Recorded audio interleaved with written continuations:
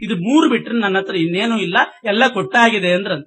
ಆಗ ದ್ರೋಣಾಚಾರ್ಯ ಹೇಳ್ತಾರೆ, ನಿಮ್ಮನ್ನು ತಗೊಂಡು ಹೋದ್ರೆ ನಿಮ್ಮನ್ನು ತಗೊಂಡು ಹೋಗೋದಂದ್ರೆ ಆಳನ್ನಾಗಿ ಉಪಯೋಗಿಸ್ಕೊಂಡ ಹಾಗೆ ಎಲ್ಲಿಯಾದ್ರೂ ಉಂಟೆ? ಜಗಾದ ಕಸ್ತೋದ್ಗ್ರಹಣೇ ಸಮರ್ಥ. ನಿಮ್ಮನ್ನು ಹಿಡ್ಕೊಂಡು ಹೋಗೋದು ಹೇಗೆ? ಅದು ಸಾಧ್ಯ ಇಲ್ಲ. ಹಾಗಾದ್ರೆ ಶಸ್ತ್ರ ತಗೊಂಡು ಹೋಗೋದು ಅಂತಂದ್ರೆ, ನಿಮ್ಮ ಶಸ್ತ್ರ ನಾನು ಹಿಡ್ಕೊಂಡೆ ಅಂತಂದ್ರೆ ನಿಮ್ಮ ಸಾಮ್ಯವನ್ನ ಬಯಸಿದ ಹಾಗ. ನಿಮ್ಮ ಶಸ್ತ್ರಗ್ರಹಣದ ಯೋಗ್ಯತೆನೇ ನಂದು. ಸರ್ವೇಶಿತ ಸರ್ವಪರ ಸ್ವತಂತ್ರ ತ್ವಮೇವ ಪುಣ್ಯ ಸದೃಶಸ್ತವೇಶ. ಸರ್ವೇಶ ನೀವೇ, ಸರ್ವ ಉತ್ತಮರು, ಸರ್ವಗಿರಿಗಳು ಸರ್ವೋತ್ತಮರು, ಸ್ವತಂತ್ರರು. ನಿಮ್ಮ ಸಾಮ್ಯವನ್ನ ಬಯಸಿದ್ರೇನೆ ಅವನಿಗೆ ಅಧೋಗತಿ, ಅಂಧನ್ ತಮಸ್ಸಾಗ್ತದೆ. ಅಂಥ ಸರ್ವೋತ್ತಮರಾದ ನಿಮ್ಮ ಸರ್ವೋತ್ಕೃಷ್ಟವಾದ ಶಸ್ತ್ರಾಸ್ತ್ರಗಳನ್ನ ನಾವು ತಗೊಂಡು ಹೋದ್ರೆ ನಮಗದು ಯೋಗ್ಯತೆನೆ. ಕಿಮಸ್ಮಾಕ ಮನುದ್ಬಲಾನ. ಆದ್ರಿಂದ ನೀವು ಬೇಡ, ನಿಮ್ಮನ್ನು ತಗೊಂಡು ಹೋಗೋದು ಸರಿಯಾಗುವುದಿಲ್ಲ. ನಿಮ್ಮ ಶಸ್ತ್ರ ತಗೊಳ್ಳೋ ಯೋಗ್ಯತೆ ನಮ್ಮದಲ್ಲ. ನಿಮ್ಮ ವಿದ್ಯೆ ಬೇಕಾದ್ರೆ ಕೊಡ್ರಿ, ನಿಮ್ಮಲ್ಲಿರ್ತಕ್ಕಂತಹ ವಿದ್ಯೆ ಉಪದೇಶ ಮಾಡ್ರಿ ಅಂತ ಅದಕ್ಕೆ ಒಪ್ಕೊಂಡು ಬಿಟ್ರು ದ್ರೋಣಾಚಾರ್ಯರು.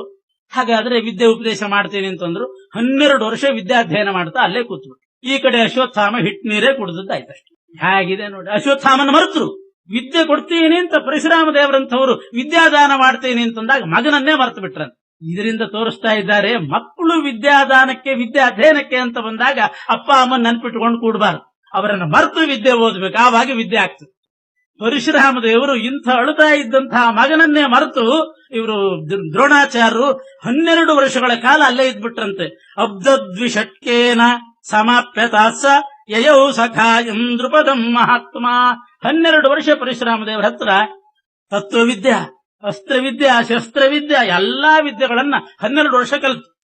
ಆಮೇಲೆ ನೆನಪಾಯ್ತು, ಓ ಮಗನ ಹಾಲಿಗೋಸ್ಕರ ಬಂದವನು ನಾನು ಅಂತ ಆಗ ನೆನಪಾಯ್ತವ. 12 ವರ್ಷದ ತನಕ ಒಂದು ದಿನ ರಜೆ ಹಾಕಿಲ್ಲ ಅವ್ರು, ಹಾಗೆ ಅಧ್ಯಯನ ಮಾಡಿದ್ದಾರಂತೆ. ಎಂಥ ಅಧ್ಯಯನ ನೋಡ್ರಿ ದ್ರೋಣಾಚಾರ್ಯ. ಕುಟುಂಬಿಗಳಾಗಿ ಮಕ್ಕಳವಂತಿಗರಾಗಿ ಇಂಥ ಸಂದರ್ಭದಲ್ಲಿ ಹೀಗೆ ಅಧ್ಯಯನ ಮಾಡಿದ್ರಂತ 12 ವರ್ಷ.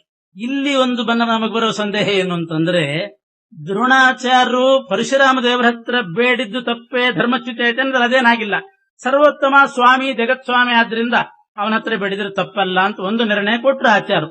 ಆದ್ರೆ ಒಂದು ಬರೋದು, ಪರಶುರಾಮ ದೇವರು ಸುಳ್ಳು ಹೇಳಿದ್ರಲ್ವೇ ಅಂತ. ನನ್ನ ಹತ್ರ ಏನೂ ಇಲ್ಲ ಅಂದ್ರೆ ಇರೋದೆಲ್ಲ ಅವ್ರದ್ದೇ, ನನ್ನ ಹತ್ರ ಏನೂ ಇಲ್ಲ, ಎಲ್ಲ ದಾನ ಮಾಡಿ ಆಗಿದೆ, ಏನಿಲ್ದಿದ್ರೆ ಇಚ್ಛಾ ಮಾತ್ರಂ ಪ್ರಭೋ ಸೃಷ್ಟಿ. ಒಂದು ಹಸುವನ್ನು ಸೃಷ್ಟಿ ಮಾಡಿ ಕೊಡ್ಬೋದಾಗಿತ್ತು. ಸೃಷ್ಟಿಯಾದ್ರೂ ಮಾಡಿ ಕೊಡ್ತಿದ್ರು ಪರಶುರಾಮ ದೇವರು. ಏನಿಲ್ಲ, ಇವು 3ರಲ್ಲಿ ಬೇಕಾದ್ರೆ ತಗೊಂಡು ಹೋಗು, ಯಾಕೆ ಹಿಂಗೆ ಹೇಳಿದ್ರು ಅಂತಂದ್ರೆ ಆಚಾರ್ಯ ಹೇಳ್ತಾರೆ, ದ್ರೋಣಾಚಾರ್ಯರು ಈ ಪರಿಸ್ಥಿತಿಯಲ್ಲಿ ಬರುವಾಗ ಪರಶುರಾಮ ದೇವರು ಯೋಚನೆ ಮಾಡಿದ್ರು, ಇವರನ್ನು ಉಪಯೋಗಿಸಿಕೊಂಡು ನನ್ನ ದೇವ ಕಾರ್ಯ ಸಾಧಿಸಬೇಕು. ಪರಿಸ್ಥಿತಿಯನ್ನು ಹೆಂಗೆ ಉಪಯೋಗಿಸ್ಕೊಳ್ಬೇಕು ಅಂತ ಕಲಿಸ್ತಾ ಇದ್ದಾರೆ ಪರಶುರಾಮ ದೇವರು. ಕೆಲವು ವ್ಯಕ್ತಿಗಳು ದುರ್ಬಲ ಪರಿಸ್ಥಿತಿಯಿಂದ ಬಂದಾಗ ಅವರನ್ನು ಉಪಯೋಗಿಸಿಕೊಳ್ಳೋ ಕ್ರಮ ಇರ್ತದೆ. ಇವರನ್ನ ದ್ರೋಣಾಚಾರ್ಯನ ಚೆನ್ನಾಗಿ ಉಪಯೋಗಿಸ್ಕೊಳ್ಬೇಕೀಗ. ಇದು ಇದೆ ಅಂತಂದ್ರೆ ಅವಾಗ ಇವರು ವಿದ್ಯೆ ಕಲೀಲಿಕ್ಕೆ ಬರ್ತಾರೆ. ನನ್ನನ್ನು ತಗೊಳ್ಳೋದಿಲ್ಲ, ನನ್ನ ಅಸ್ತ್ರಗಳನ್ನು ಯಾಚನೆ ಮಾಡೋದಿಲ್ಲ. ಮಹಾವಿವೇಕಿಗಳು ವಿದ್ಯೆಯನ್ನೇ ಕೇಳ್ತಾರೆ, ವಿದ್ಯೆ ಕಲಿಸ್ಬೇಕು. ಅದರಲ್ಲಿ ವಿಶೇಷವಾಗಿ ದ್ರೋಣಾಚಾರ್ಯರಿಗೆ ಶಸ್ತ್ರಾಸ್ತ್ರ ವಿದ್ಯೆಗಳನ್ನು ಕಲಿಸ್ಬೇಕು.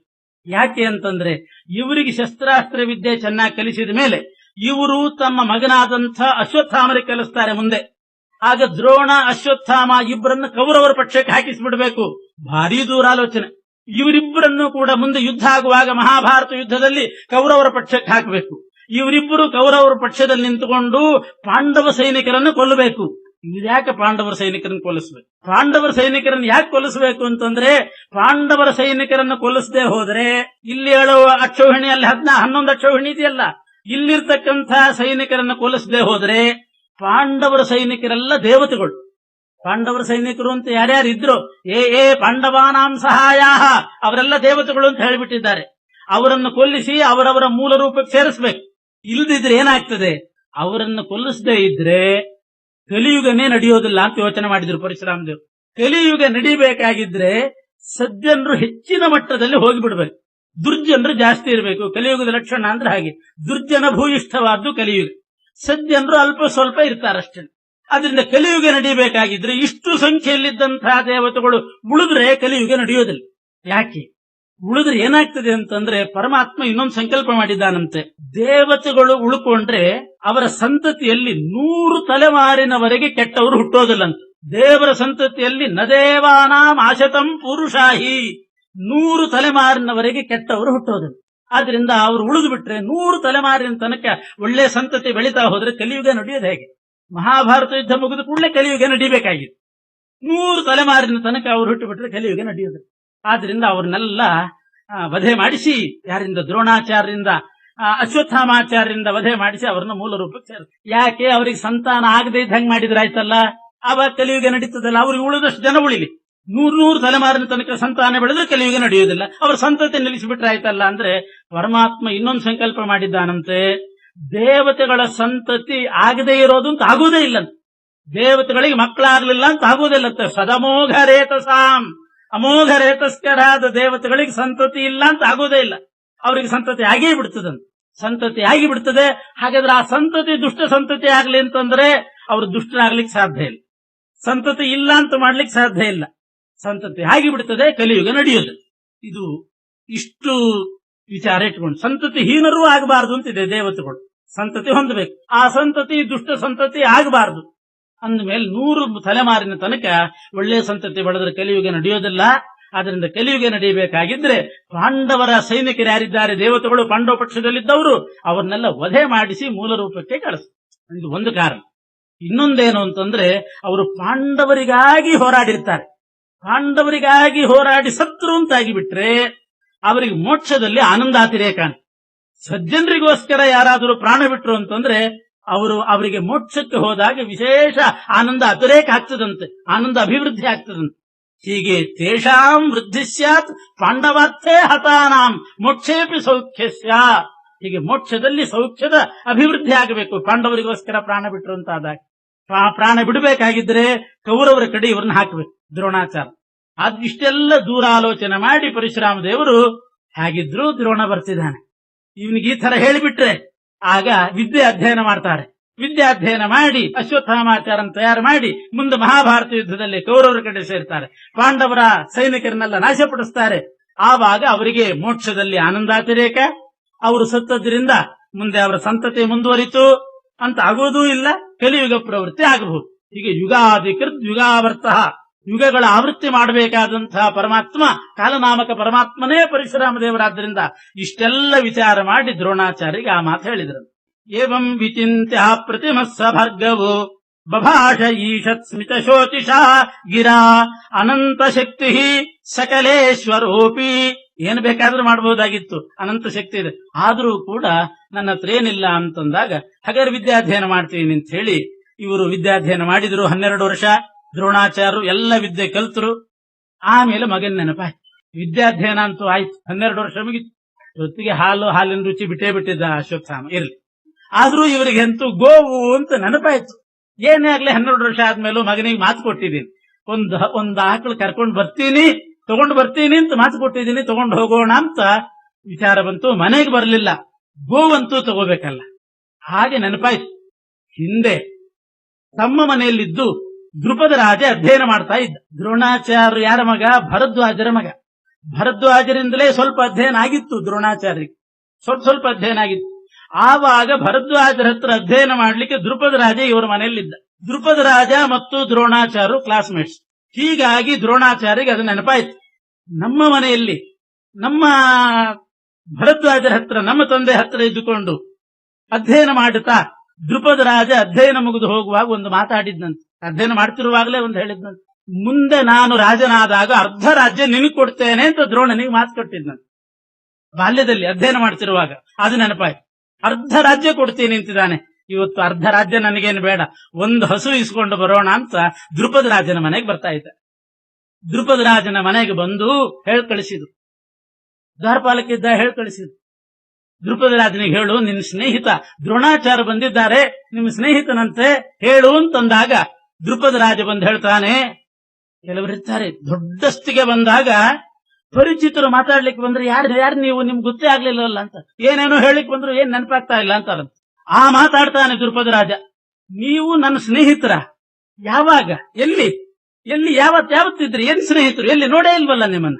ಸ್ನೇಹಿತರು ಅಂತ ಇಂಥವ್ರು ಬೇಕಾದಷ್ಟು ಜನ ಬರ್ತಿರ್ತಾರೆ ಸ್ನೇಹಿತರು ಅಂತ ಹೇಳ್ಕೊಂಡು. ಮುಂದಕ್ಕೆ ಹೋಗ್ರಿ ಎಂದಂತ, ಮುಂದೆ ಹೋಗ್ರಿ ಏನ್ ಸ್ನೇಹಿತರಂತ, ಎಲ್ಲಿ ಯಾವತ್ ಸ್ನೇಹಿತರು? ಇಂಥ ದಬ್ಬಾಳಿಕೆ ಮಾಡಿ ಇವ್ರ ಮನೆಯಲ್ಲಿದ್ದು ಓದಿ ಅರ್ಧ ರಾಜ್ಯ ಕೊಡ್ತೀನಿ ಅಂತ ಮಾತು ಕೊಟ್ಟಂತಹ ದ್ರುಪದ ರಾಜ, ಯಾರು ನೀವು? ಹಿಂಗೆಷ್ಟೋ ಜನ ಪರಿಚಿತರು ಅಂತ ಹೇಳ್ಕೊಂಡು ಸಾಲ ಇಸ್ಕೊಂಡು ಹೋಗ್ತಿರ್ತಾರೆ, ಯಾರ್ಯಾರ್ದೋ ಹೆಸರು ಹೇಳ್ಕೊಂಡು, ಹೋಗ್ರಿ ಮುಂದೆ ಹೋಗ್ರಿ ಅಂದ್ಬಿಟ್ಟ. ನನ್ನ ನಿರ್ಧನೋ ರಾಜಸಖೋ ಭವೇತ, ಅವನ ಭಾವನೆ ಹಾಗಿತ್ತು. ನಾನು ದೊಡ್ಡ ಚಕ್ರವರ್ತಿ ಆಗಿದ್ದೀನಿ, ರಾಜನಾಗಿದ್ದೀನಿ, ಬಡ ಬ್ರಾಹ್ಮಣ ನನ್ನನ್ನು ಸ್ನೇಹಿತ ಅಂತಾನೆ. ಎಂಥ ಮಾತು ನೋಡಿ. ಬಡ ಬ್ರಾಹ್ಮಣರಾದ ಕೂಡಲೇ ರಾಜರಿಗೆ ಸ್ನೇಹಿತರಾಗಬಾರ್ದೇನು? ನನ್ನ ನಿರ್ಧನೋ ರಾಜಸಖೋ ಭವೇತ ಅಂತ. ಇಂಥ ನೀವು ನಿರ್ಧನರು ನನ್ನ ಸಖ ಆಗೋದು ಹೇಗೆ? ಯಥೇಷ್ಟತೋ ವಿಪ್ರಗಚ್ಚೇತಿ ದೈವಾತ್. ಇಷ್ಟು ಹೇಳಿಬಿಟ್ಟ. ಇಂಥ ಸಿಟ್ಟು ಬಂತು ಗೊತ್ತೇನು ದ್ರೋಣಾಚಾರ್ಯರಿಗೆ. ಎಲ್ಲ ಹೀಗಂದಿಯಾ ನನ್ನನ್ನ? ನಿನ್ನನ್ನ ನನ್ನ ಪಾದಕ್ಕೆ ಬೀಳಿಸದೇ ಇದ್ರೆ ಕೇಳು ಮನಸ್ಸಲ್ಲಿ ಅಂದ್ಕೊಂಡು, ನನ್ನ ಪಾದಕ್ಕೆ ಹಾಕಿಸ್ಕೊಳ್ತೀನಿ ನಿನ್ನನ್ನ ಅಂತ ಪ್ರತಿಜ್ಞೆ ಮಾಡಿಬಿಟ್ಟು. ಇಷ್ಟು ಸಿಟ್ಟು ಯಾಕೆ ಬಂತು ಅವರಿಗೆ? ಸಿಟ್ಟು ಬರಬಾರ್ದಲ್ಲ. ಇತೀರಿತೇಶ್ಯಾಶು ಬಭೂವ ಕೋಪೋ ಜಿತೇಂದ್ರಿಯಸ್ಯಾಪಿ ಮುನೇರ್ಹರಿಚ್ಛಯ. ನಿಜವಾಗೂ ಮುನಿಗಳು ಕೋಪ ತಾಪ ಎಲ್ಲ ಗೆದ್ದವರವರು, ಜಿತೇಂದ್ರಿಯರೇ. ಅಂಥದ್ದು ಏನು ಅವರೇನು ಉಪ್ಪು ಹುಳಿ ಖಾರ ತಿಂದಿಲ್ಲ, ಏನಿಲ್ಲ. ಜಿತೇಂದ್ರಿಯರಾಗಿದ್ರು ಕೂಡ ಮುನೇರ್ ಹರಿಚ್ಛಯ, ಭಗವಂತನ ಸಂಕಲ್ಪ, ಪರಮಾತ್ಮನ ಇಚ್ಛೆಯಿಂದ ಕೋಪ ಬರಲಿ ಇವರಿಗೆ ಅಂತಿತ್ತು. ಕೋಪ ಬರಿಸಿಬಿಟ್ಟ ಪರಮಾತ್ಮ. ಕೋಪ ಬಂತು. ಪ್ರತಿಗ್ರಹಾತ್ ಸನ್ನಿವೃತ್ತೇನ ಸೋಯಂ ಮಯಾ ಪ್ರಾಪ್ತೋ. ಅವ್ರು ವಿಚಾರ ಮಾಡಿದ್ರು. ಇಲ್ಲಿ ಇನ್ನೊಂದು ಸಂದೇಹಕ್ಕೆ ಆಚಾರ ಉತ್ತರ ಕೊಡ್ತಾರೆ. ಪರಮಾತ್ಮನ ಹತ್ರ ಏನೋ ಹೋದ್ರು, ಅಲ್ಲಿ ಯಾಚನೆ ಮಾಡಿದ್ರೆ ದೋಷ ಆಗೋದಿಲ್ಲ, ಧರ್ಮಚ್ಯುತಿ ಬರೋದಿಲ್ಲ ಅಂತ ಅಲ್ಲಿ ಹೋದ್ರು. ದ್ರುಪದ ರಾಜನ ಹತ್ರ ಹೋದ್ರೆ ಧರ್ಮಚ್ಯುತಿ ಬರ್ತದೋ ಇಲ್ಲಿ? ಬೇಡಿದರೆ ಎನ್ನೊಡೆಯನ ಬೇಡುವೆ. ದ್ರುಪದ ರಾಜನ ಹತ್ರ ಯಾಕೆ ಹೋದ್ರು ಬೇಡ್ಲಿಕ್ಕೆ? ದ್ರುಪದ ರಾಜನ ಹತ್ರ ಬೇಡಿದ್ದು ಇವರಿಗೆ ಚ್ಯುತಿ ಬಂತೋ ಇಲ್ಲೋ? ಅಪ್ರತಿಗ್ರಹ ನಿಯಮದಲ್ಲಿದ್ದವರು ದ್ರುಪದ ರಾಜನಂತ ರಾಜನ ಹತ್ರ ಹೋಗಿ ಒಂದು ದನ ಬೇಕು ನನಗೆ ಅಂತ ಬೇಡ್ಲಿಕ್ಕೆ ಯಾಕೆ ಹೋದ್ರು? ಹೋದ್ರಿಂದ ಹಿಂಗ ಅವಮಾನ ಆಯ್ತೋ ಏನೋ ಅಂತ.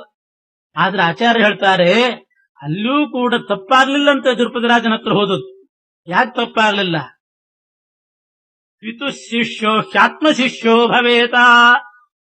ದ್ರುಪದ ರಾಜ ದ್ರೋಣಾಚಾರ್ಯರಿಗೆ ಪಿತು ಶಿಷ್ಯ. ದ್ರೋಣಾಚಾರ್ಯ ತಂದೆ ಭರದ್ವಾಜರ ಶಿಷ್ಯ ದ್ರುಪದ ರಾಜ. ಅಪ್ಪನ ಶಿಷ್ಯ ಆದ್ರೆ ಏನು ಅಂತಂದ್ರೆ, ಅಪ್ಪನ ಶಿಷ್ಯ ಇವನಿಗೂ ಶಿಷ್ಯನೇ ಆಗ್ತಾನಂತ. ಪಿತು ಶಿಷ್ಯ ಆತ್ಮ ಶಿಷ್ಯೋ ಭವೇತ. ನಮ್ಮಪ್ಪನ ಶಿಷ್ಯ ಅಂತ ಆದ್ಮೇಲೆ ನನಗೂ ಶಿಷ್ಯನ ಹಾಗೆ ಆಗ್ತಾನೆ.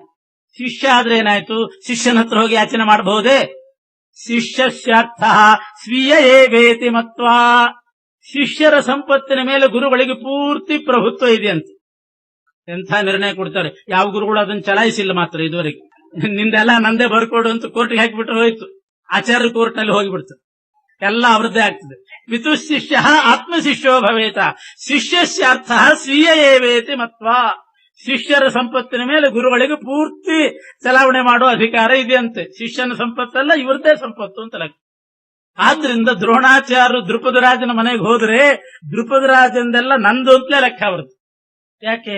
ದ್ರುಪದ ರಾಜ ಭರದ್ವಾಜರ ಶಿಷ್ಯ, ಭರದ್ವಾಜರ ಮಗನಾದ ದ್ರೋಣಾಚಾರ್ಯರಿಗೂ ಶಿಷ್ಯನಾಗಬೇಕು. ಶಿಷ್ಯನಾದ್ಮೇಲೆ ಶಿಷ್ಯನ ಸಂಪತ್ತಿನ ಮೇಲೆ ಅಧಿಕಾರ ಇದೆ. ಆದ್ರಿಂದ ಅವ್ರು ಹೋಗಿ ಕೇಳಿದ್ರಲ್ಲಿ ಏನು ತಪ್ಪಿಲ್ಲ ಅಂತಾರೆ. ಪ್ರತಿಗ್ರಹಾತ್ ಸನ್ನಿವೃತ್ತೇನ ಸೋಯಂ ಮಯಾ ಪ್ರಾಪ್ತೋ ಮತ್ಪಿತು ಶಿಷ್ಯಕತ್ವಾತ್ ಪಿತು ಶಿಷ್ಯೋ ಹ್ಯಾತ್ಮ ಶಿಷ್ಯೋ ಭವೇತ. ಶಿಷ್ಯಸ್ಯಾರ್ಥ ಸ್ವೀಯ ಏವೇತಿ ಮತ್ವ. ಇದು ದ್ವಾಪರಯುಗದ ಧರ್ಮ ಹೇಳಿದ್ದು. ದ್ವಾಪರಯುಗದಲ್ಲಿ ಹೀಗಿತ್ತು, ಹೀಗಿದ್ದ ಚಲಾವಣೆಯಲ್ಲಿ ಇಲ್ಲ, ನಡೆಯೋದಿಲ್ಲ.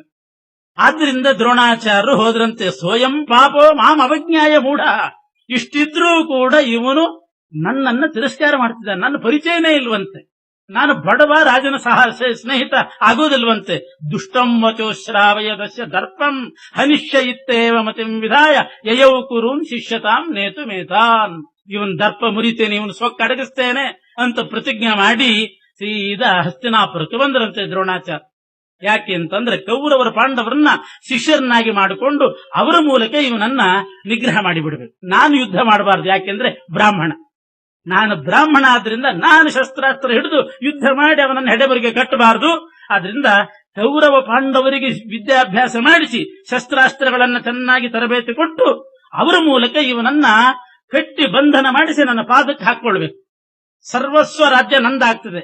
ಆವಾಗ ಅವನಿಗೆ ನಾನು ಅನ್ಬೇಕು, ನೀನ್ ನಿರ್ಧನ ನನ್ನ ಸ್ನೇಹಿತ ಹೌದೋ ಅಲ್ಲೋ ಅಂತ ಆವಾಗ ಕೇಳಬೇಕು.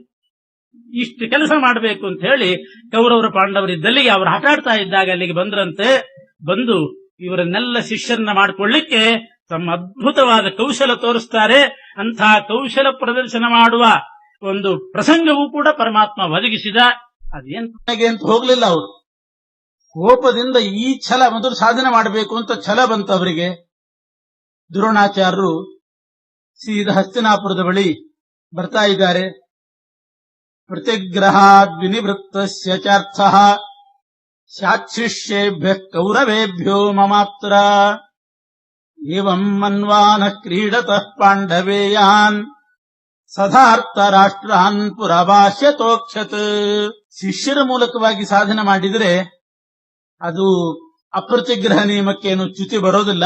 ಆದ್ರಿಂದ ಕೌರವರನ್ನ ಪಾಂಡವರನ್ನ ಶಿಷ್ಯರನ್ನಾಗಿ ಮಾಡಿಕೊಂಡು ಅವರ ಮೂಲಕ ಆ ದ್ರುಪದ ರಾಜನನ್ನ ನಿಗ್ರಹ ಮಾಡಿ ಆಮೇಲೆ ಅವನ ರಾಜ್ಯ ಪೂರ್ತಿ ತಾನು ತಗೊಂಡು ಬಿಟ್ರೆ ಒಂದಲ್ಲ ಬೇಕಾದಷ್ಟು ಗೋಗೊಳಿಸಿತ್ತು. ಹೀಗೆ ಅವರ ಮೂಲಕ ಮಾಡಿದರೆ ಅಪ್ರತಿಗ್ರಹ ನಿಯಮಕ್ಕೆ ಚ್ಯುತಿನೂ ಇಲ್ಲ. ಶಿಷ್ಯರಿಂದ ಕಾರ್ಯ ಮಾಡಿಸಿದರೆ ಅದೇನು ತಪ್ಪಾಗೋದಿಲ್ಲ.